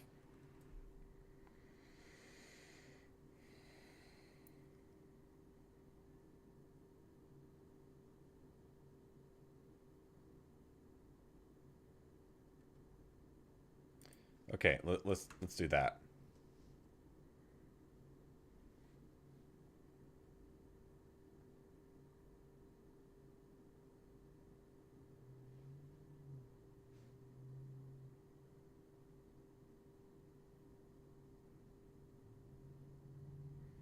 Okay, the head tracking is pretty strong right now.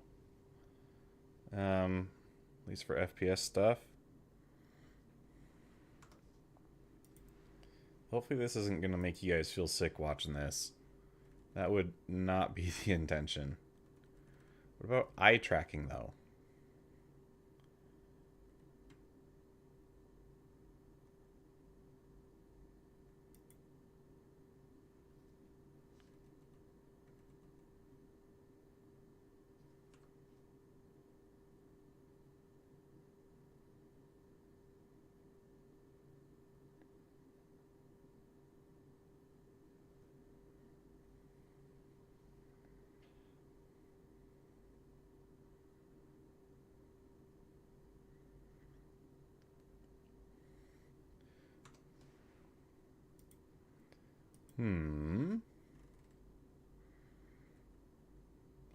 Okay, I'm going to turn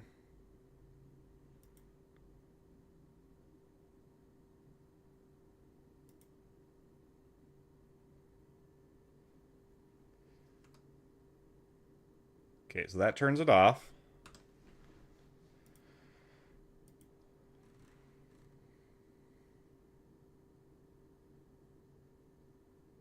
Oh, you can use it for leaning.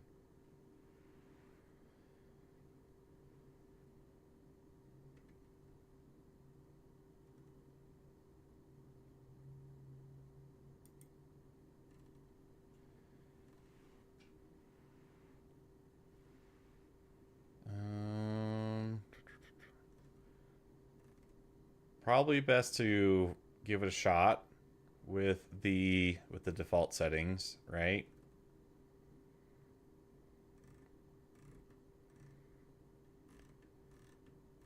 But there is gaze and head settings, so I would assume that they've already thought about the stuff that I'm thinking about.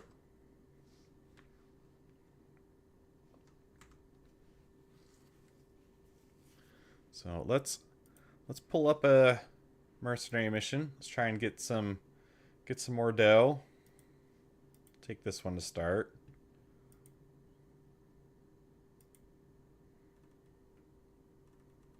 And there is not a lot of... I don't want to do these because I feel a little under-equipped with my Aurora to do those ones. What does this one require? Oh, what the heck. Let's give it a shot.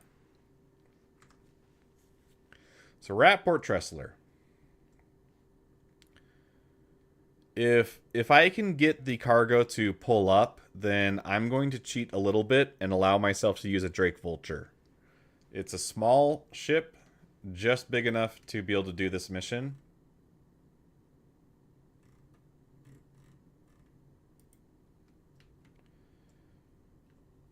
And I guess it's not going to let me just go there.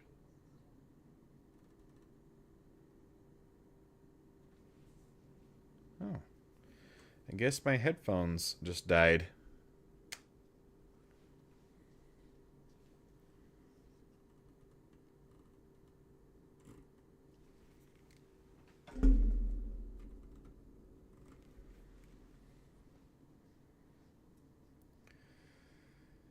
Okay, so I'm gonna issue the claim for that.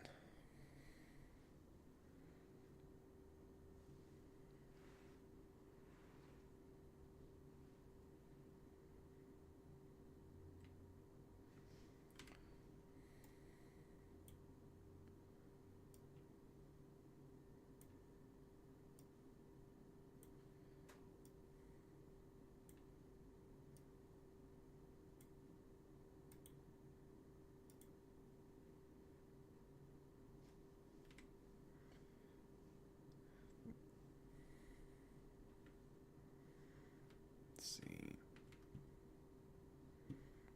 Now that I have a ship here, will it let me... Nope. Okay. I'm going to do this. I'm going to pull a ship just so I can get a hangar assigned to me. And then I'll be able to evaluate if I'm able to do the mission. So Aurora should be fine. I did cheat a little bit last night. I tried to use the Taurus to get some missions done, but didn't end up working out for me, so you shouldn't be too upset. I couldn't get the cargo boxes to spawn. So it ended up being kind of a waste.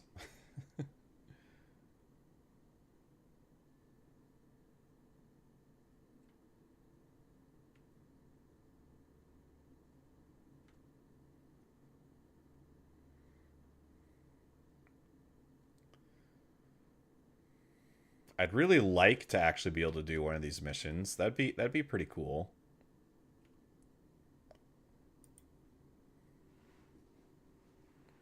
But I don't think it's going to work.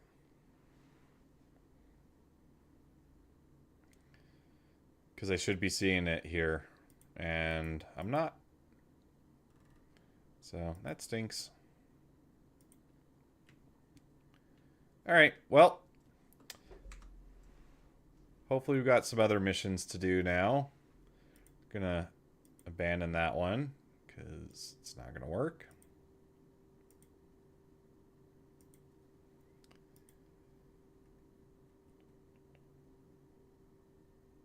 Let's do this one.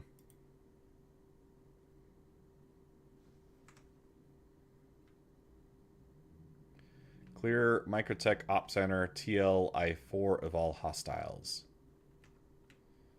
This one should be easy enough.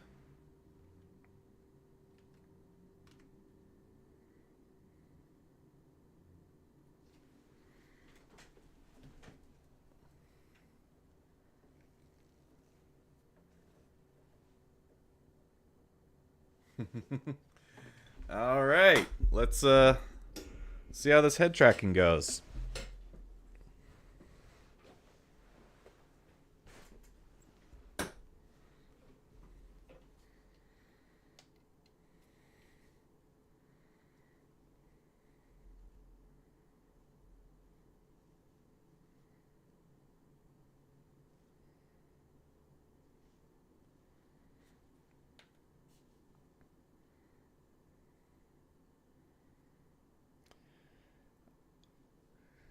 I must not have the gaze settings set up correctly because, like, I'm looking around, it's really not doing anything.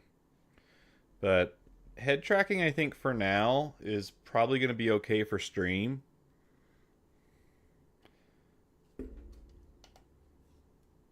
I'm kind of thinking, you know, just get used to the basics and figure out the rest later.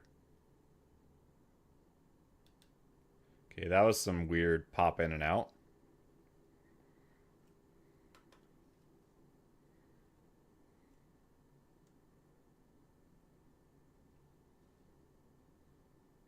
But it feels pretty responsive. It's definitely better than my experience with just using my my webcam before. So I mean, it does work.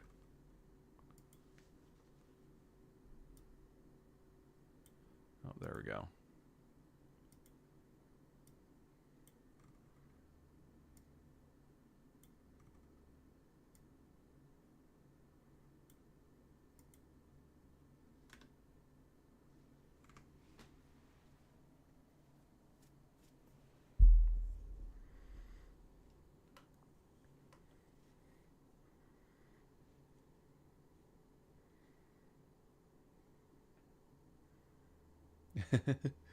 I do like the freedom this gives me to look around the cockpit. This is really fun. I always want to be able to look up at the planet and kind of see where I am in relation to everything, but it's always hard to do it with just the joysticks. Wow, look at the stitching on the seat. It's just so much to look at.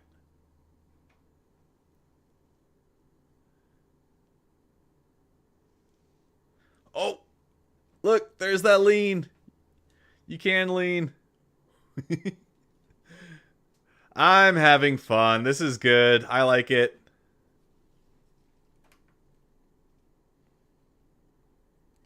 And the Aurora is a pretty nice ship to try this out because you have windows like on all sides. I can look at my Jordans. I can look at my VKB NXTs. This is cool.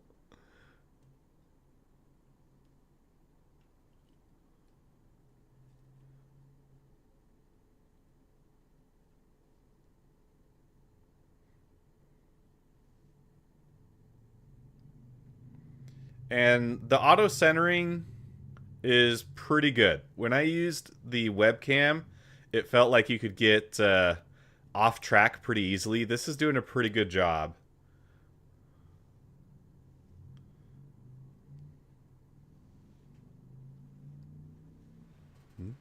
Now I'm over here. Now I'm over here.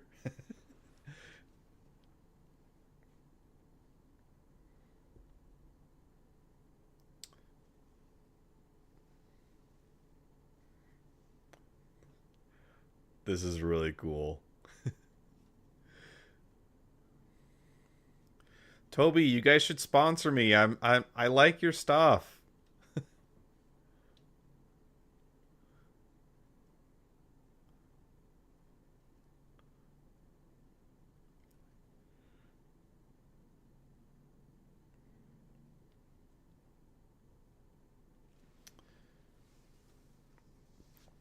I'm gonna send off a real quick text chat. My coworker was asking me about this game, and I was telling them, yeah, it's really well detailed.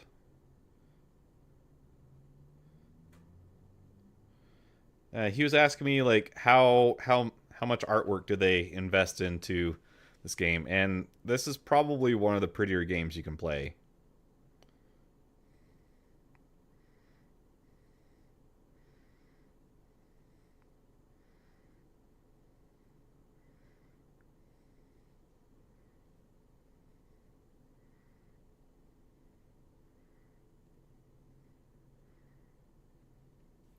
All right. So maybe he'll pop in.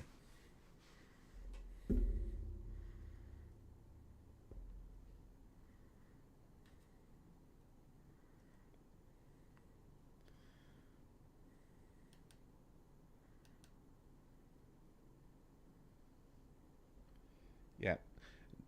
When I was doing this level of head movement before, I was getting lost so easy with just the webcam. So this is a pretty marked upgrade.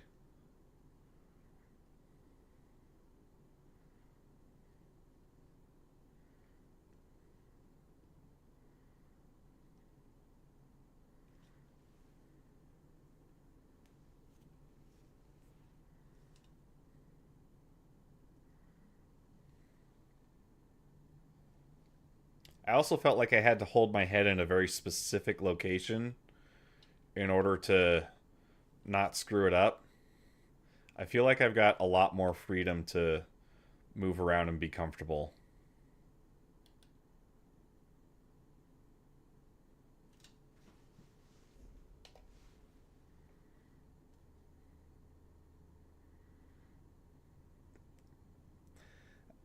I keep forgetting how much the landing gear slows you down.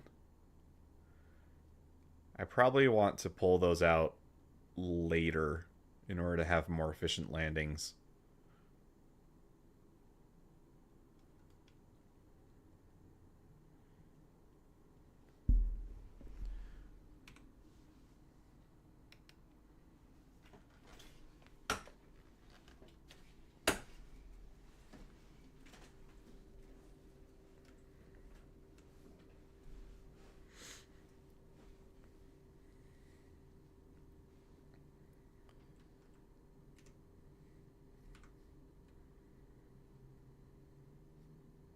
And I've been getting really good frames in both the PTU and the live environment. There was a few hitches earlier that you probably saw when I was getting to the ship. Like right now, this is buttery smooth for me. This actually feels like a game.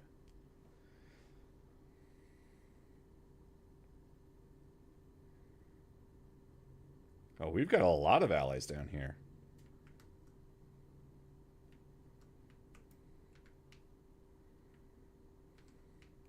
It's amazing how much more fluid the movement feels when you can actually see a smooth frame rate. Like, frame rate makes a big, big difference in the experience.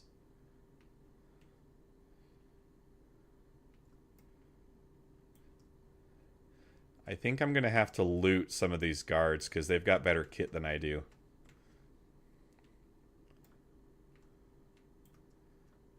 They are just going ham, though, aren't they?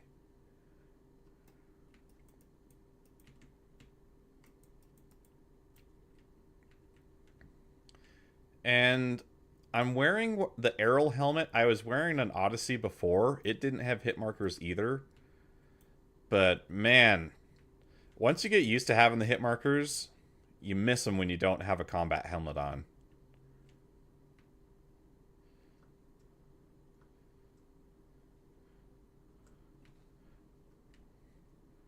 Okay, that's a civilian, right? Let's not shoot him. He just turns around and beams me in the face. He doesn't have that green chevron, so he has no idea how close he was to taking a bullet.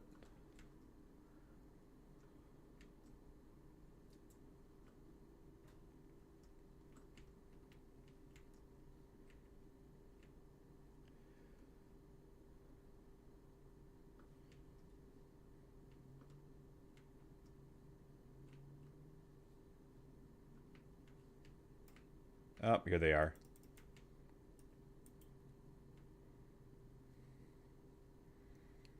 All right.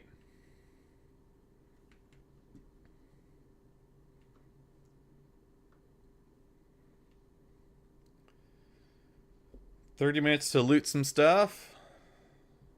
We should be able to find plenty of FPS gear.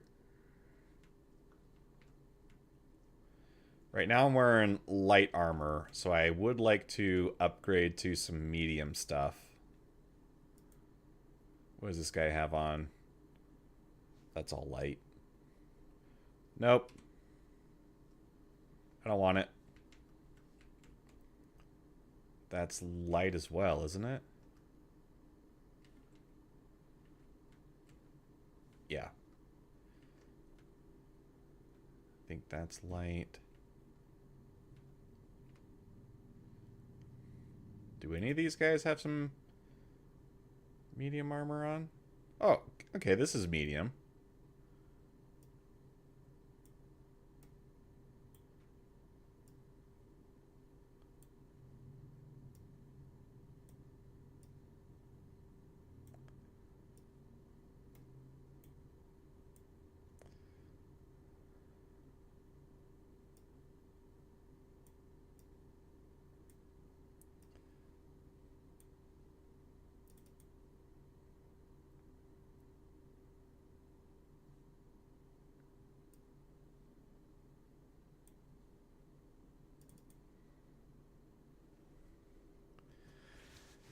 Well, I know it.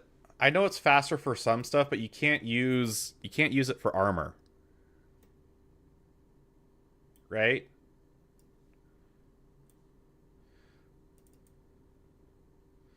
So for getting the armor on, you have to be in the old one, because you're talking. Pull it up with this guy. You're talking this screen, right?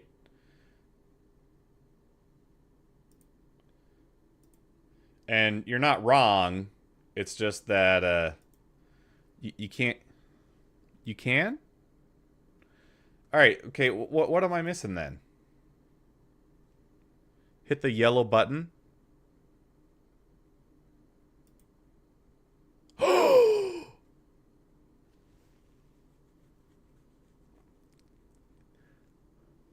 Where have you been, Aeroyuki? Where have you been my whole life? I didn't know this. That is so much better. All right. Okay, cool. I learned something new today. That's fantastic. Learning something new every day is a great way to Shut up, expand Google. No one asked you. Somehow I triggered Gemini to start talking to me. Is there any? I'm not seeing any boxes. You can also swap the undersuit without taking off the armor that way. Okay, so yeah, so that's just way better overall. Do any of these guys have on an optic? Yes, they do. So I'll steal this guy's P4.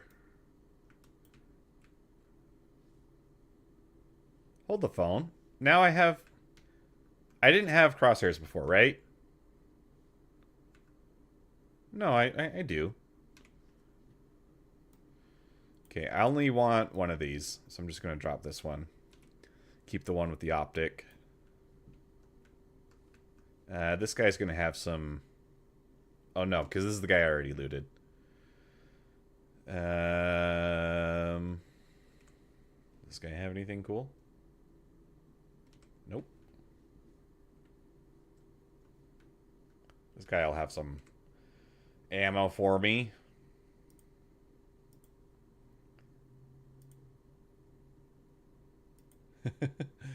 Oh man, that is such a game changer. Thank you, Arrow. Also, I think this is the first time I've seen you in chat, so welcome to the stream. Thanks for coming and hanging out.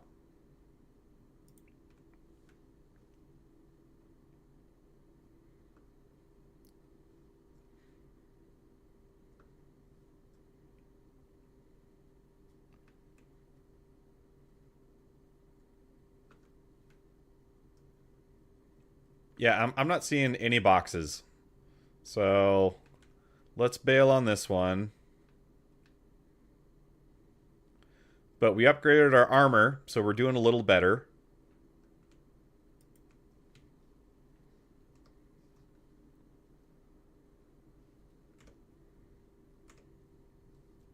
Now we're looking like a stormtrooper. And they really have done a nice job on these new optic shaders. This is significantly better than what it used to be. You see that lens distortion? Oof. Oof, it's so good.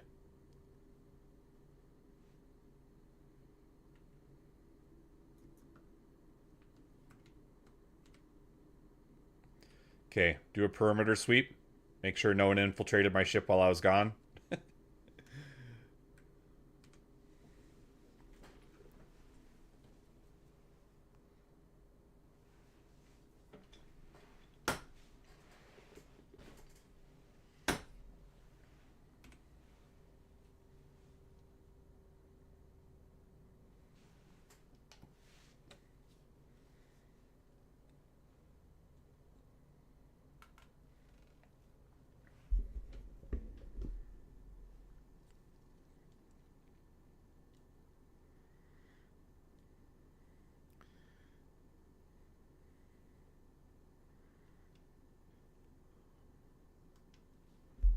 Okay, let's get another mission queued up here. To rent a Taurus, you need 130,000 credits. So we're gonna have some work ahead of us to get to renting one of those.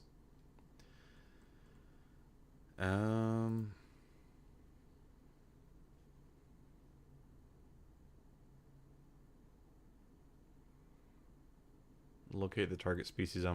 This doesn't say anything about a cave. And since the AI seems to be working all right, I do kind of want to see how these things behave.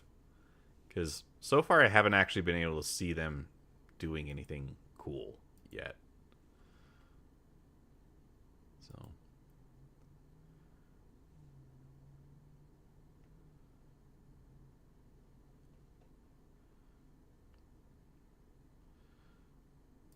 let's get that one queued up for later, though.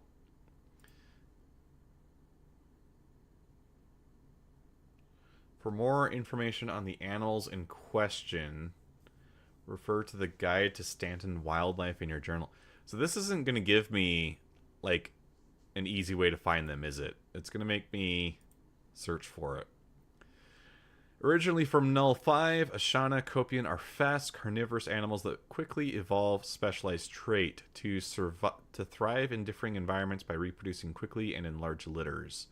Without careful monitoring, the Copian often becomes invasive. Fortunately, the horn of the Copian... Okay. Tundras of Stanton 4, which is Microtech. Okay, so they can be found on the tundras. All right. Oh man, you got to get 15 of these.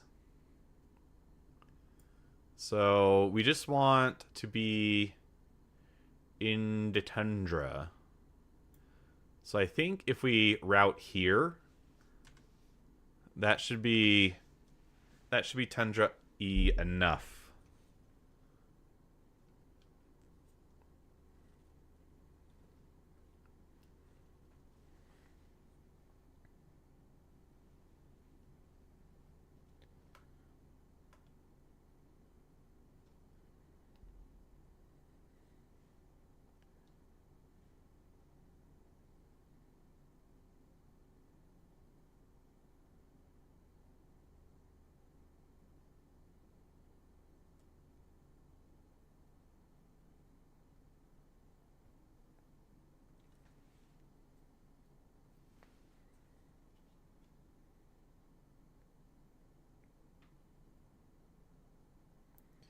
And now we got to get into scanning mode.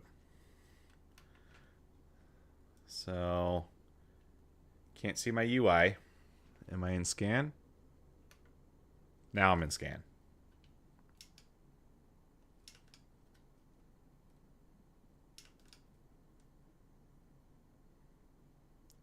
I assume we're going to have to get pretty low, right?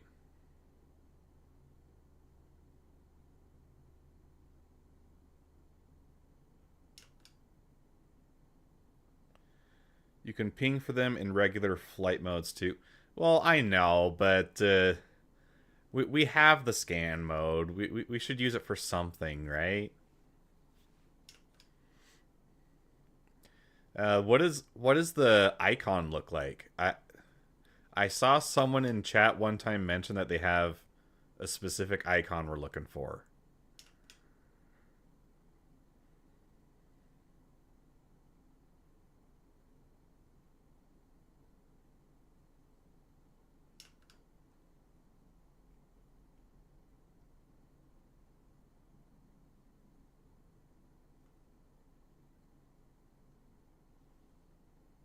It's a white chevron that points. Oh, so it's just the.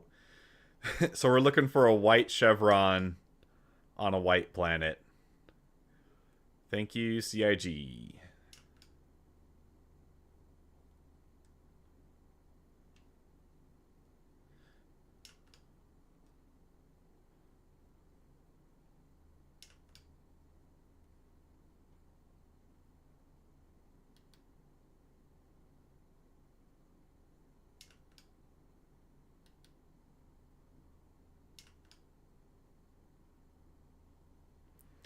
When at a distance, you should see the blue bubbles from scanning. Okay. So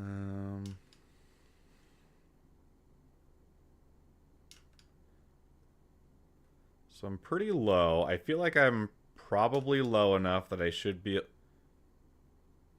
there's something over here.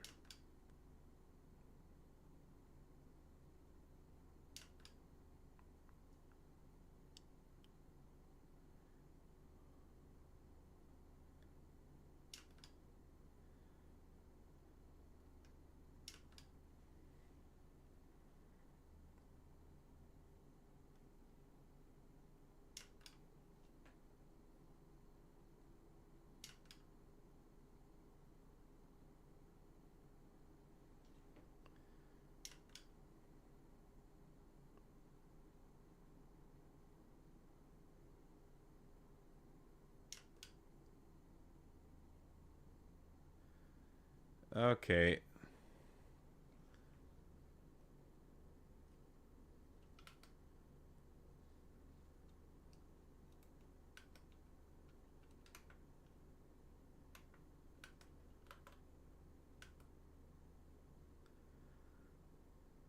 It's a felled tree. I should be right on top of whatever that ping was for.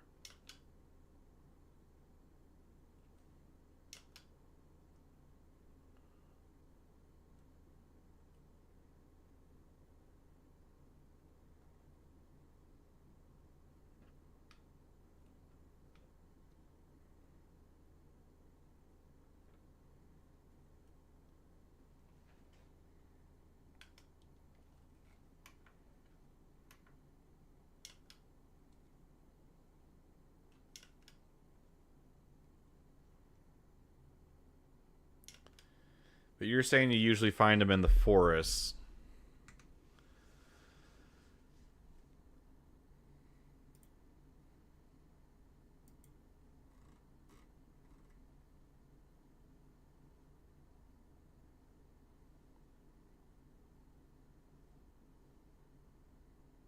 Okay, so I mean, yeah, it says that they should be able to be found in both locations.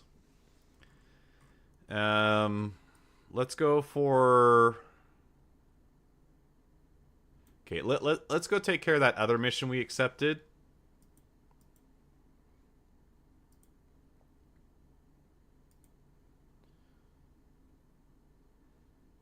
This one has been going to Microtech Data Center.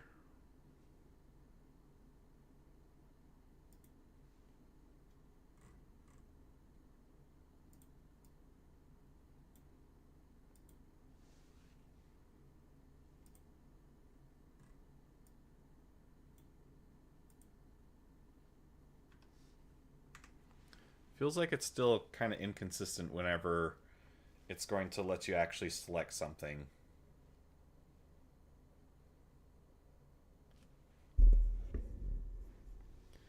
There's one mission where you have to hunt some of each type of Copian, tundra and forest. Okay, so I'm guessing the tundra ones are more like polar bear, just white complexion, and then the forest ones are probably the ones that I'm more used to seeing.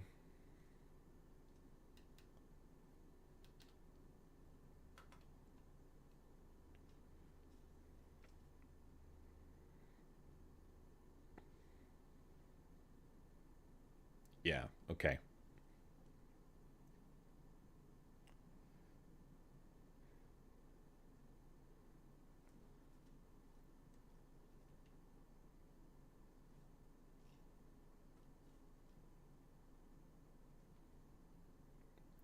I think what I'll probably do is I'll keep an eye out for Copian and Marok, and if I run into him, I'll take the opportunity to shoot him.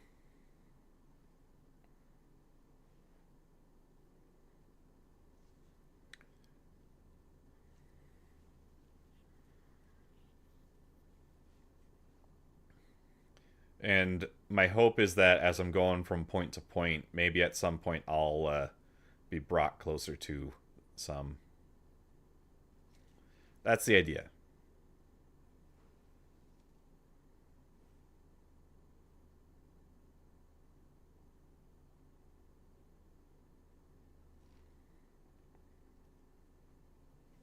Yeah, and we should be getting access to distro center missions in the near future as well. Like we've been doing a few of these mercenary missions, so it shouldn't be too long before we're hitting up distro centers too.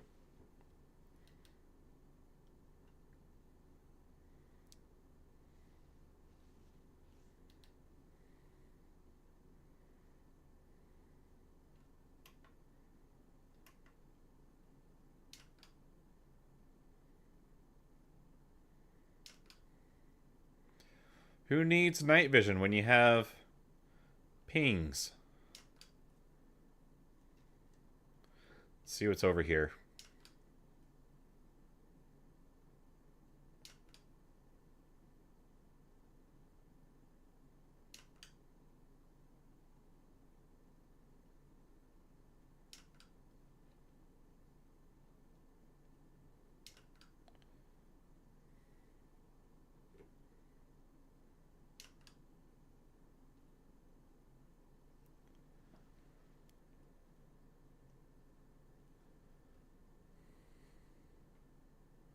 These are minables, aren't they?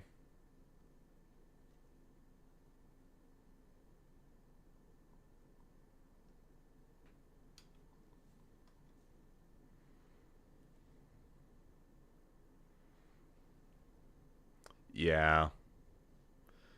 Yeah, those are rock minables.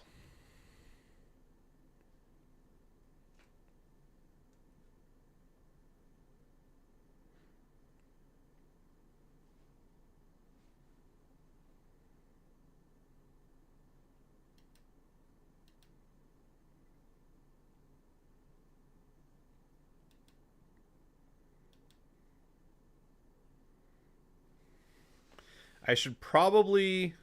Oh. Okay.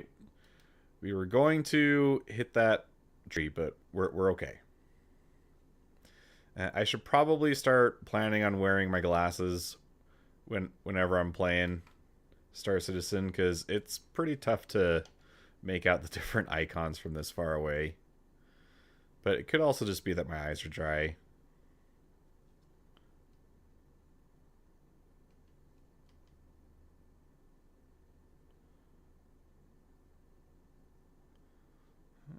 What are you? That's a turret.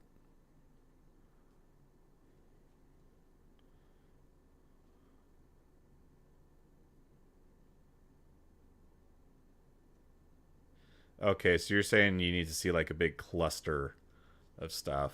All right. Not just the one bubble.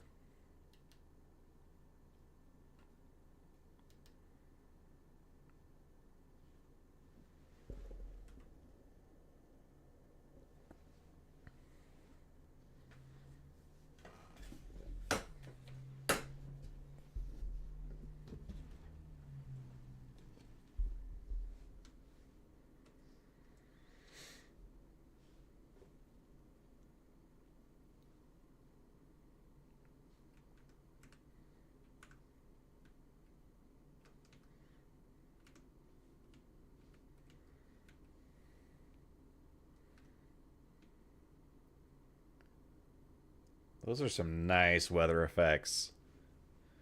When your frames are working well, this game has so much to appreciate.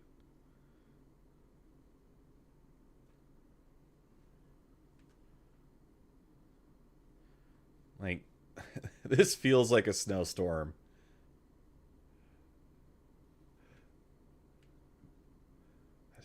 That's good stuff.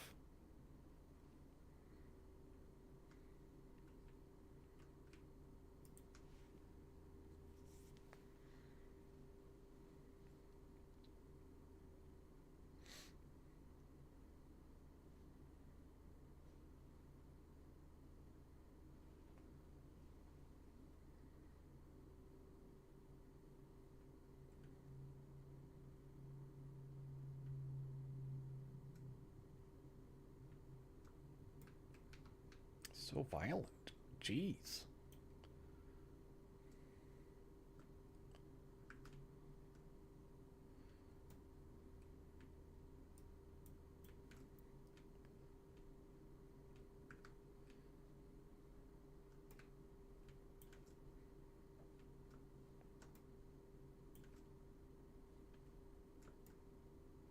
Okay, there's no one else there.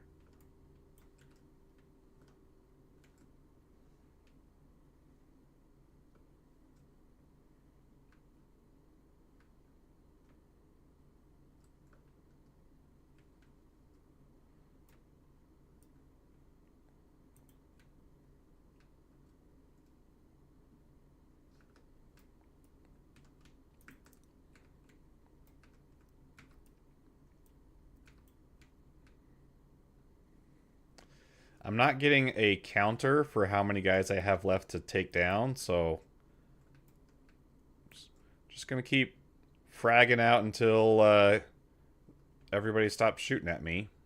Seems like a pretty good...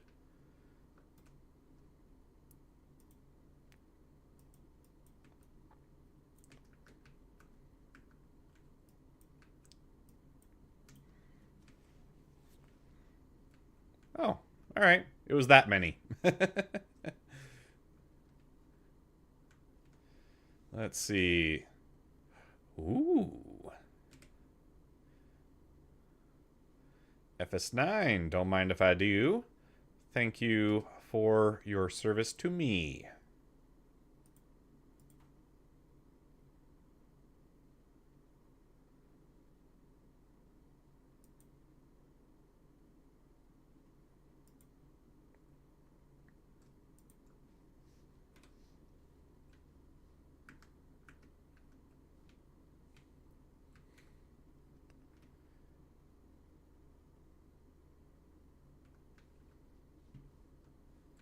And I did see some boxes around this place, so we should be able to get hopefully a little bit of stuff.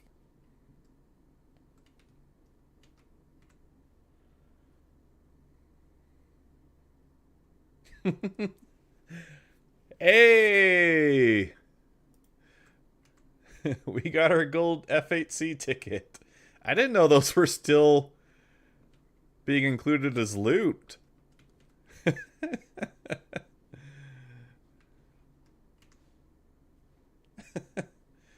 Oh! Oh!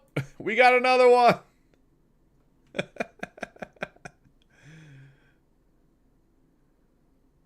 F8C for days!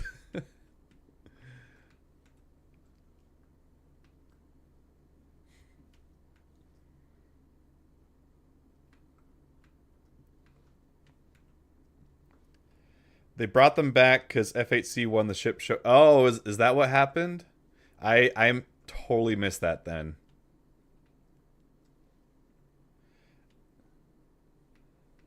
There's so many announcements that goes on with Star Citizen. I find it's really hard to keep up with all of them, even as a content creator.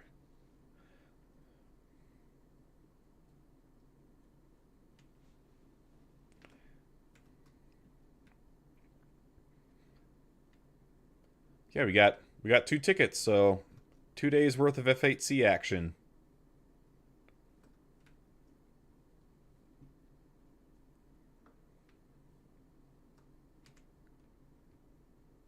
Hey, now we got 3.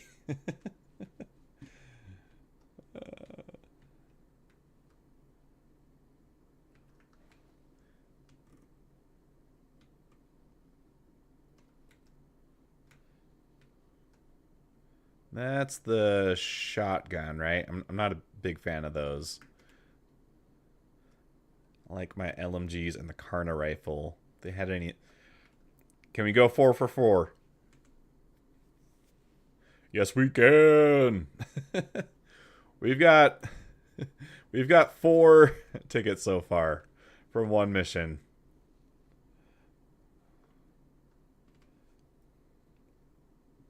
Now we got 5. Ooh. I like the S71. P4 you can get anywhere. I feel like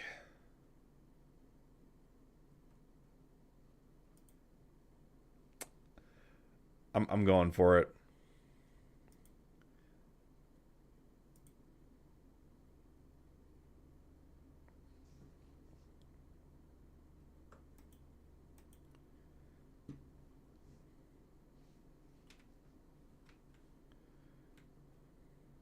So now we've got our LMG for close quarters and S71 for longer range engagements.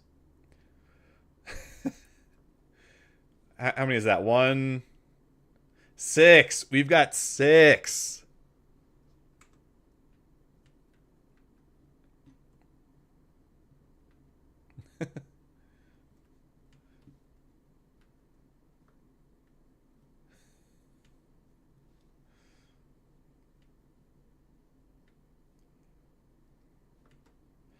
My guess is that they're just really jacking up the spawn rate of the tickets because they want people to have a chance to play with it.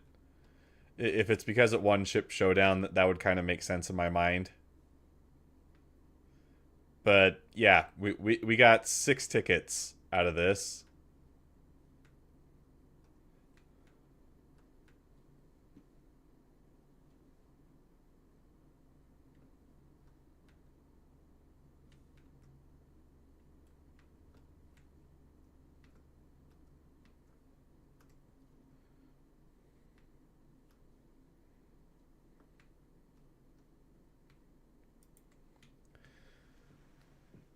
So because I looted it, though, F8C counts for 0 to hero, right? Like, I'm allowed to use the F8C for 6 24-hour sessions.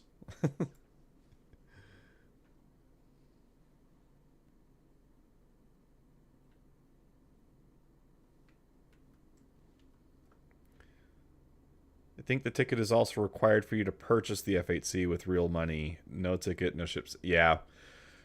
Also true. That's how it was before.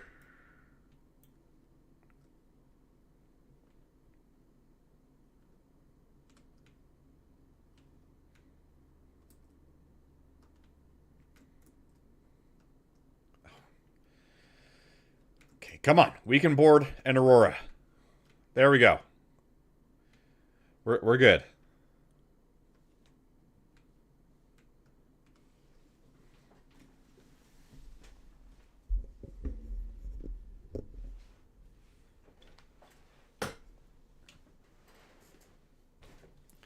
When I move the microphone around, does that create a lot of extra sound for you guys?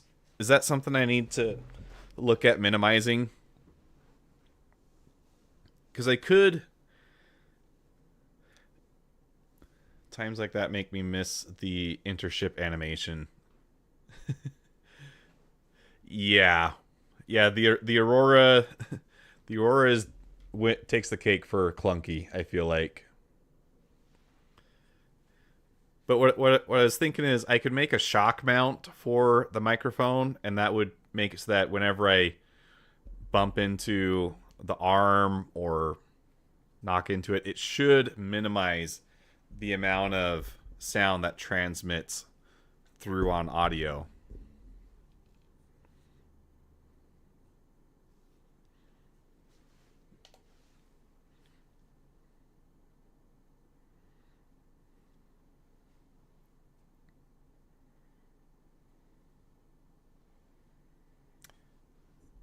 Okay, I might have the microphone a little too high because Tobii seemed to be struggling a little bit there. But it does a really good job.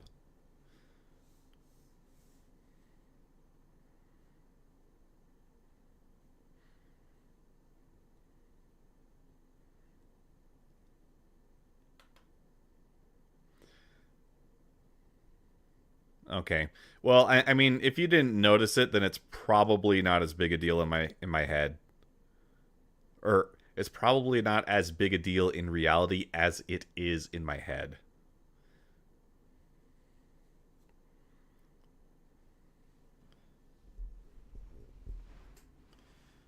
Let's get another mission queued up. Let's take a look at our rep. How are we doing with Microtech?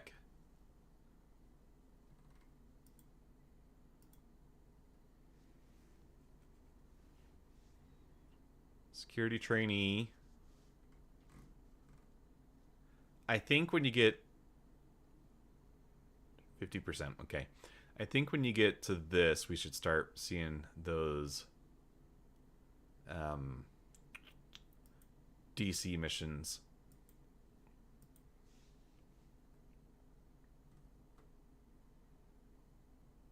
We're at 57,000.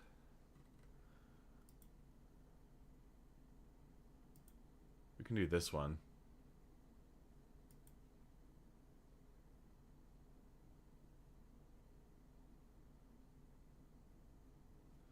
Go to Mike L4, Red Crossroads Station to pick up Scan Probe. Okay, before we do that, is there any others that are... Okay. Let's do this one. This will give us 34K. And if anything, I think we'll have to deal with some ground support being in the area. Oh, and this will take us to the logistics depot. So we might be able to loot some of those night vision scopes. I've been thinking it's kind of cute that they refer to them as light amplification scopes, because that's what night vision is. Night vision, you're just taking... You're taking light that's there and you're amplifying it. That's how night vision works. On a lot of modern sets, you'll have the option of having an IR illuminator. which will add to the amount of infrared light that is in the area. But basically, any light source is going to be amplified in a night vision optic, and then it's especially good at picking up IR light, which we can't usually.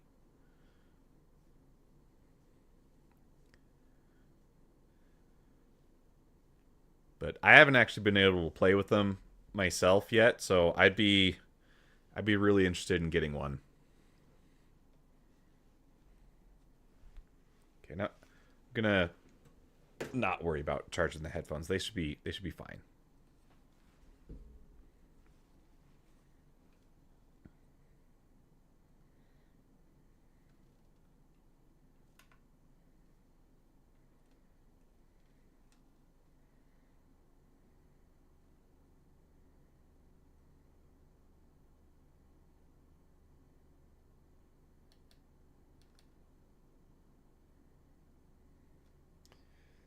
We might have some hostile turrets to worry about, huh?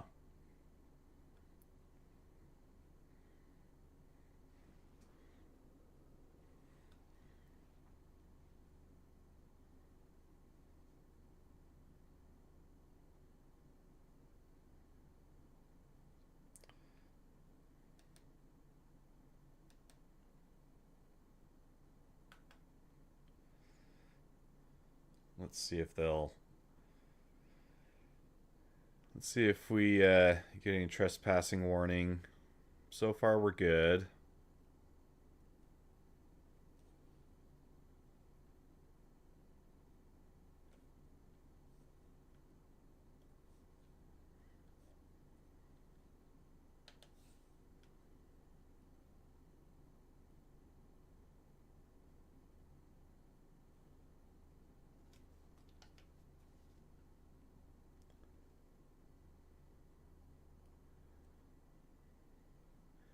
Okay, I'm not getting shot at,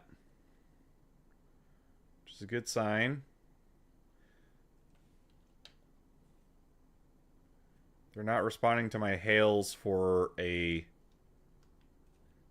landing request.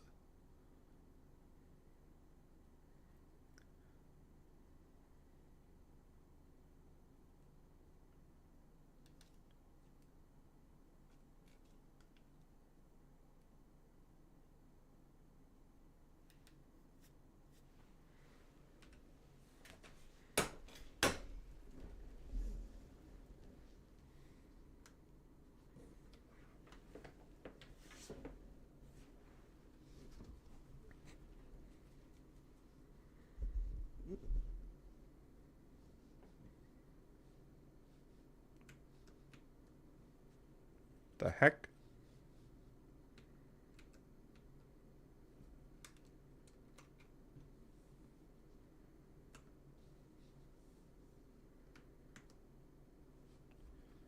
Why is the mouse not doing mouse things?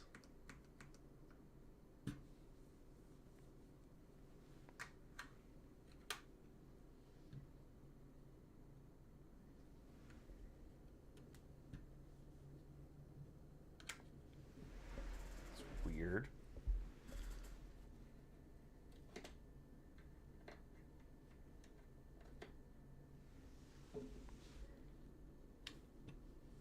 Okay.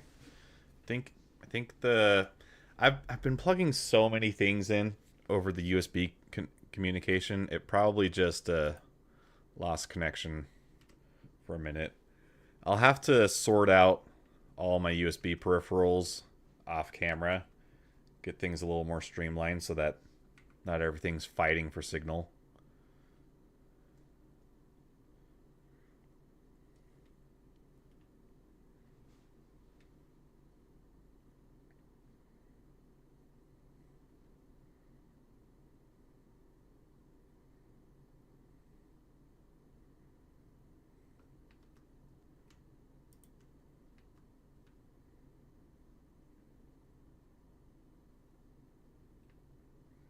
Entering Outlaws controlled territory. Proceed at your own risk.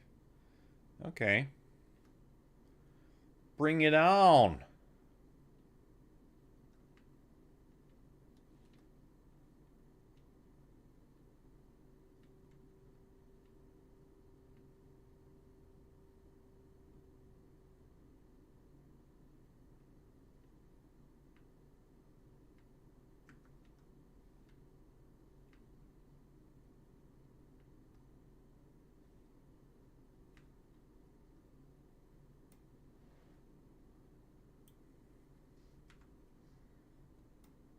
Oh, shoot. It didn't come with the scope. That kind of sucks.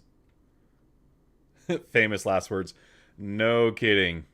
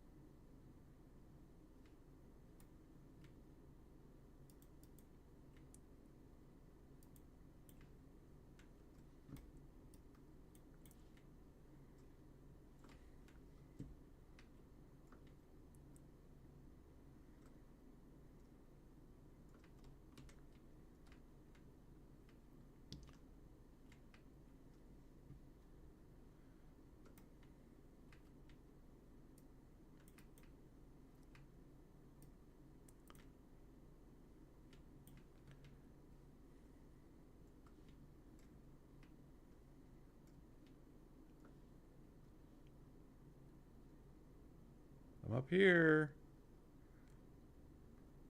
I'm looking for one of those vents to jump into. I think they're...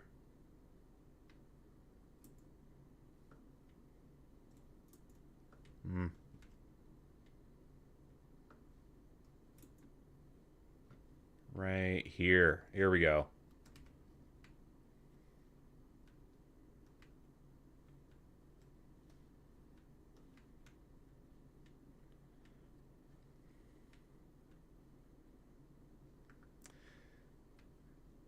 Yeah, there's also a bunch of lootables in these areas, though. So I'm trying to find some boxes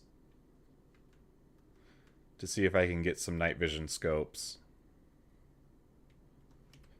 I'm trying to multitask while we're here.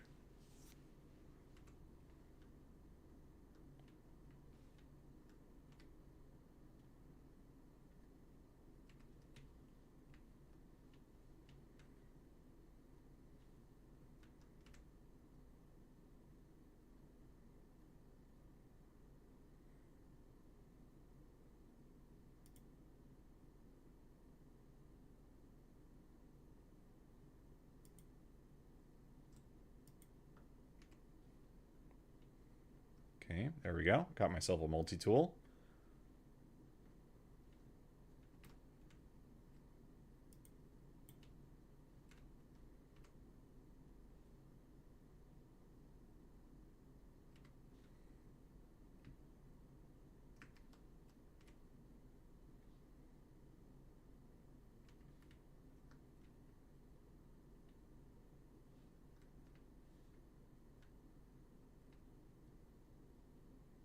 Oh, jeez. That legitimately scared me. uh...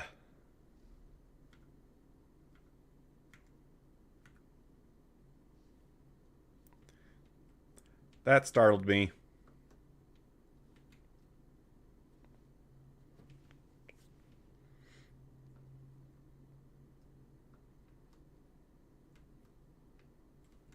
Okay, that's the way I came.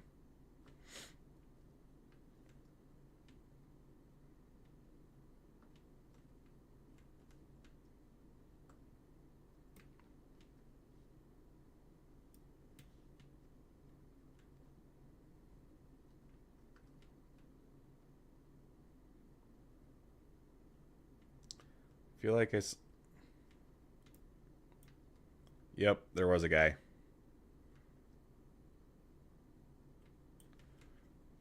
Alright. They're going to keep coming from there, so I'm going to... Let's go take that elevator.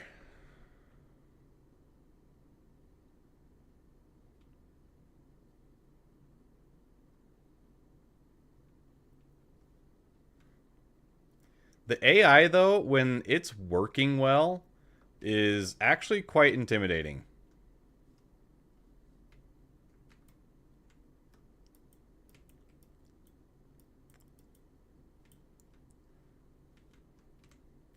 That guy almost got me.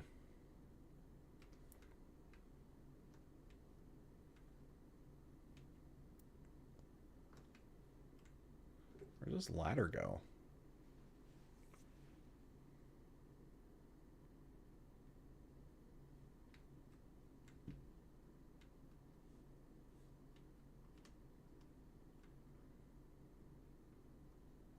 Ooh.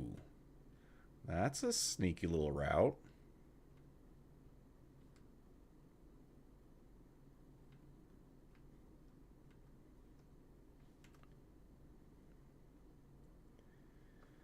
Okay, so this is the hab area.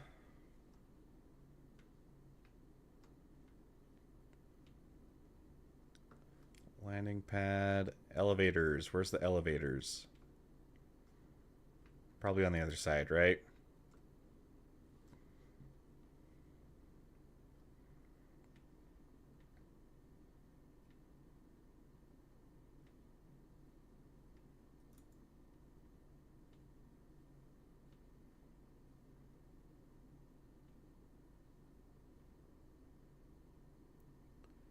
Nothing to see here. Just let me go about my business disrupting.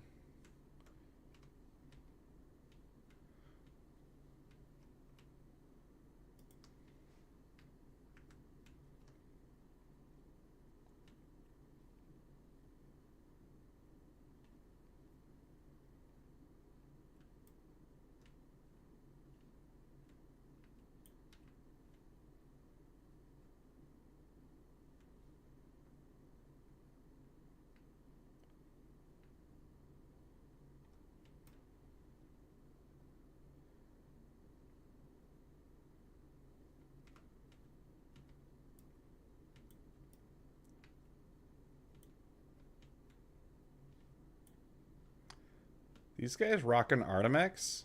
Okay, partial Artemex. They don't have the helmets. Gonna give a guy a heart attack popping up like that.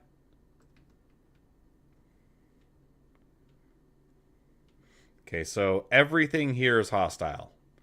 There are no Hurston guards wearing Artemex to worry about. Everything is trying to kill me.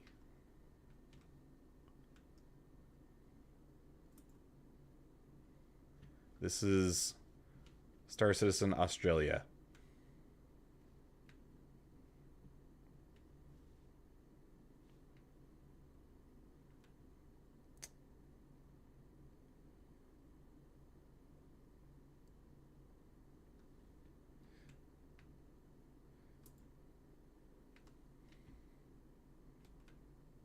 Okay, let's close that.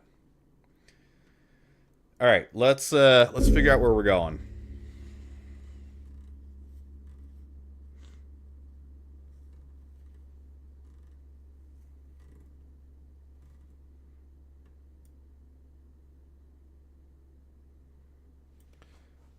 Okay, we don't have a marker.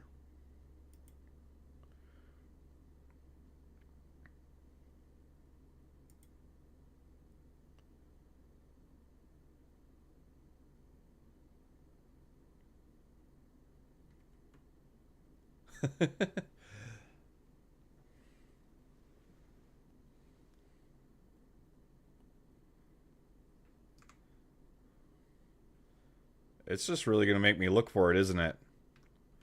Is this the kind of thing where if I get close enough, it will give me a marker to help me out?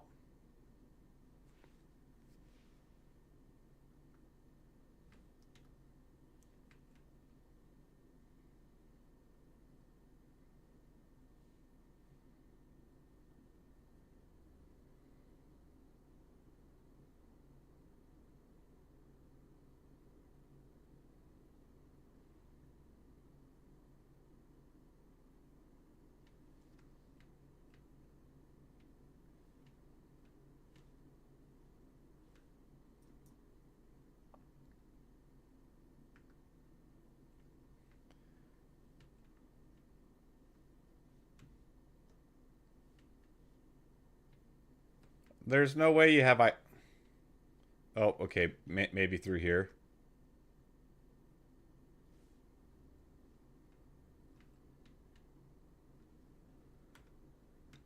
Unless he can see me through the geometry, there's no way he sees me.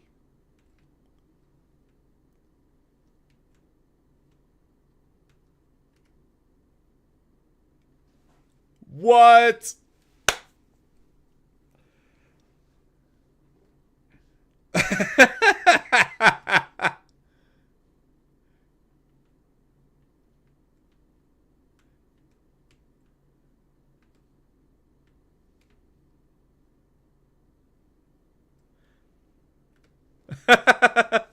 Clip that. That is good. 93,000. We're golden. Oh. Okay, I'm going to swap this for my S71 because this one has a scope, the others don't.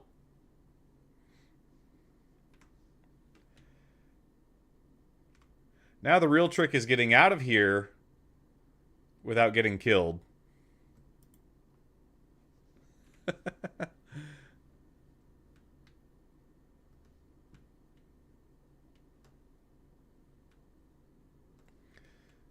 Okay, that looks like a breaker panel. I wonder if we'll be able to sabotage these in the future. That would be pretty dope.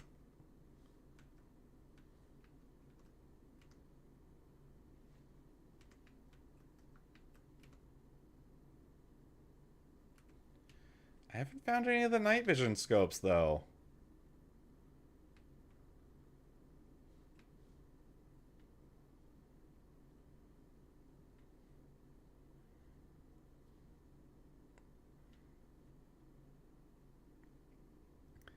I'm gonna keep wandering around the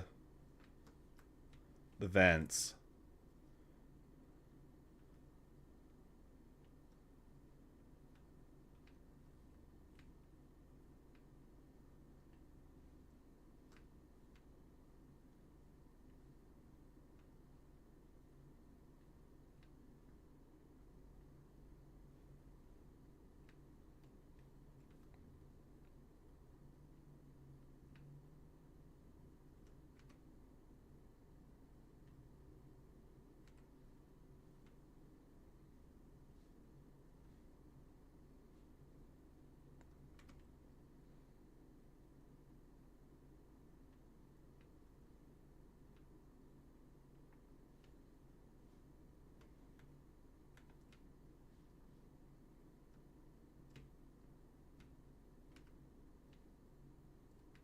Can I not open this one?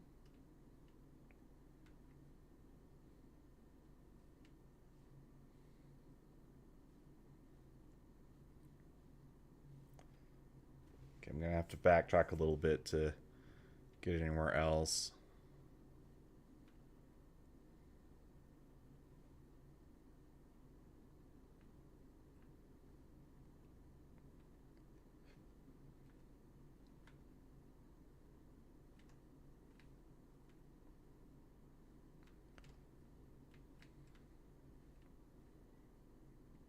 Here we go. I could probably get up here.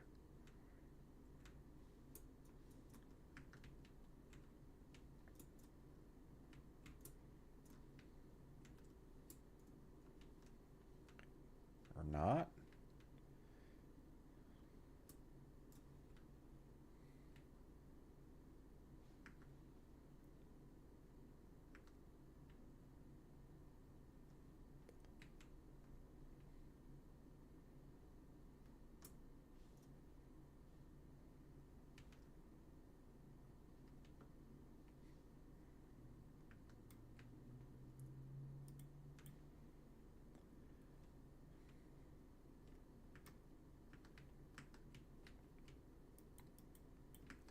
Oh, that's a bad time to run out of ammo. Die, die, die, die, die, die, die.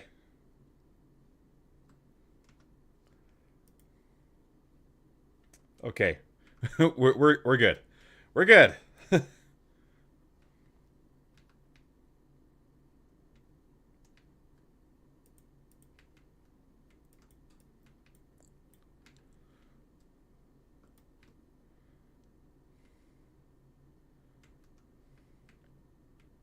Where is he?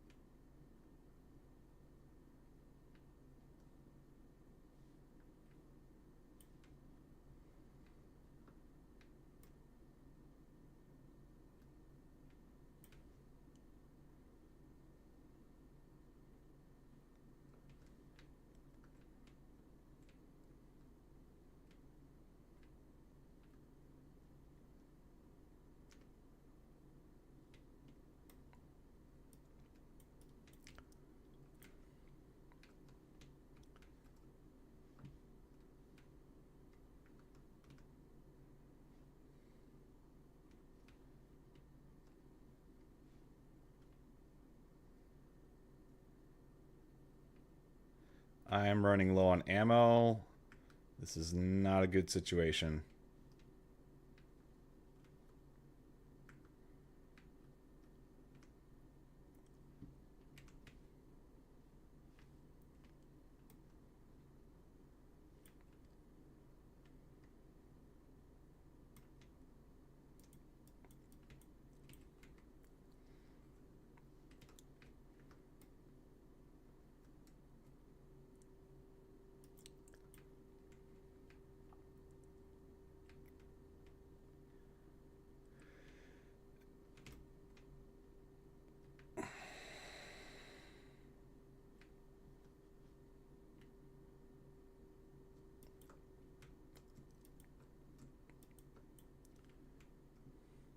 Okay, I need to abort. I need to get out of here. No, you didn't. I'm not here.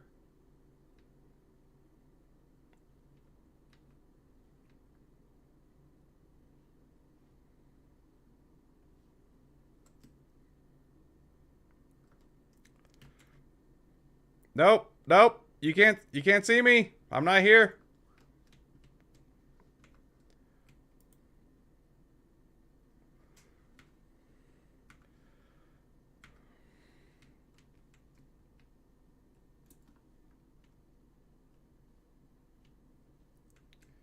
Okay, now I am lost, which is another problem. That's not good to have.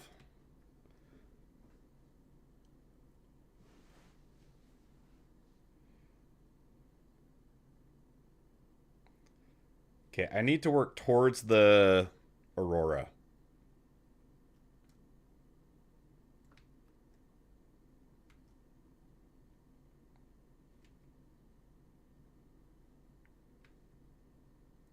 Serpentine, serpentine, serpentine.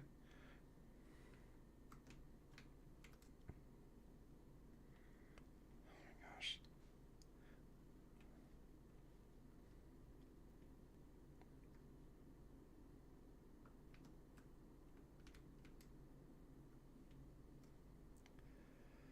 Okay. Man, this place does not give you a break, does it?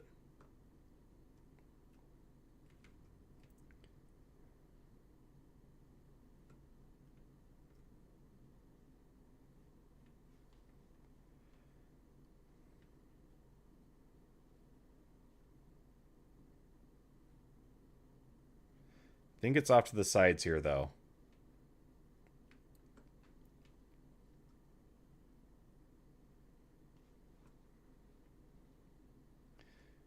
Yeah, I'm trying to get to the elevators. I think they're up these stairs at the end of the hall. I need to let my guy catch his breath, too.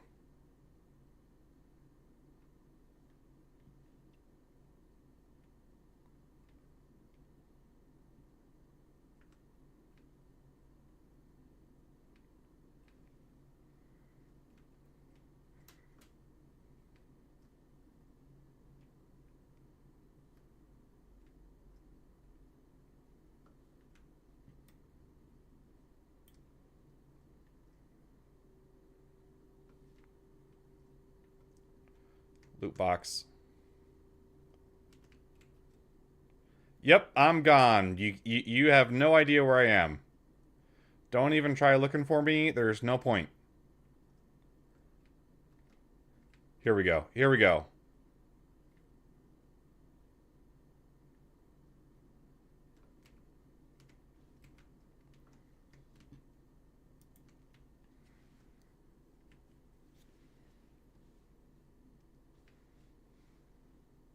No, you don't. I'm in an elevator. That's impossible.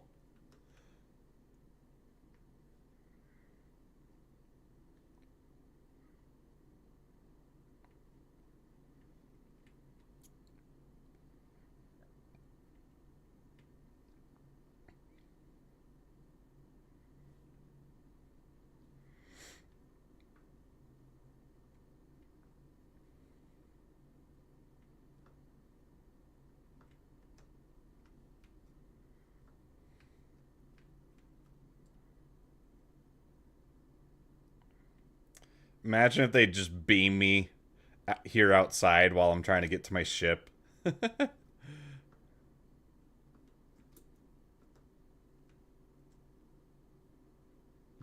Okay, see, what's going on with this bloom?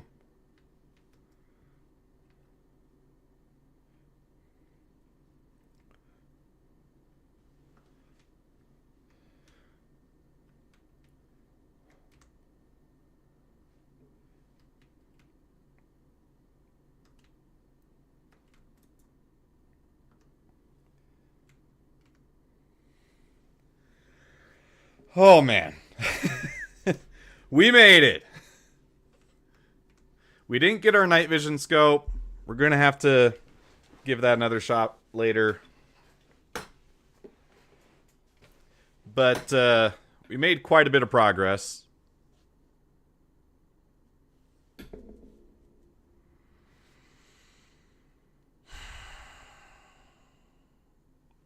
And I think that's probably a good stopping point.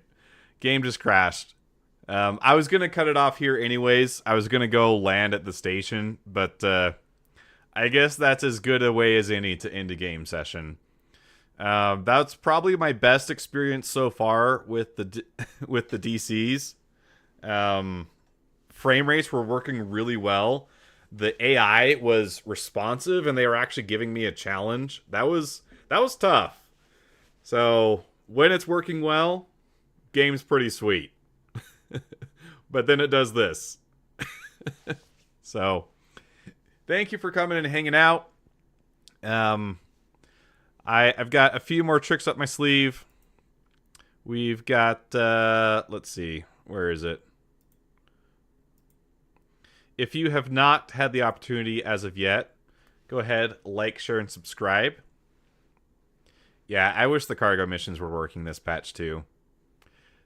It's not like the whole patch kind of centers around it. And then channel members get exclusive benefits. I do videos. Oh, hold up. That's not gonna work.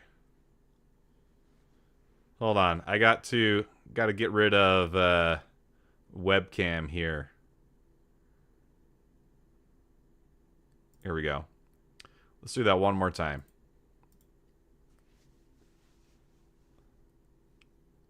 Yeah, so Orbital Bombardiers get a call out.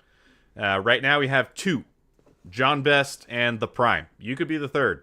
So supporting the channel helps me make videos like this, helps me stream more often. And I'm really excited for 3.24. I'm having a lot of fun doing this zero to hero approach. It's giving me quite the challenge to not use all the ships that I have at my disposal. But yeah,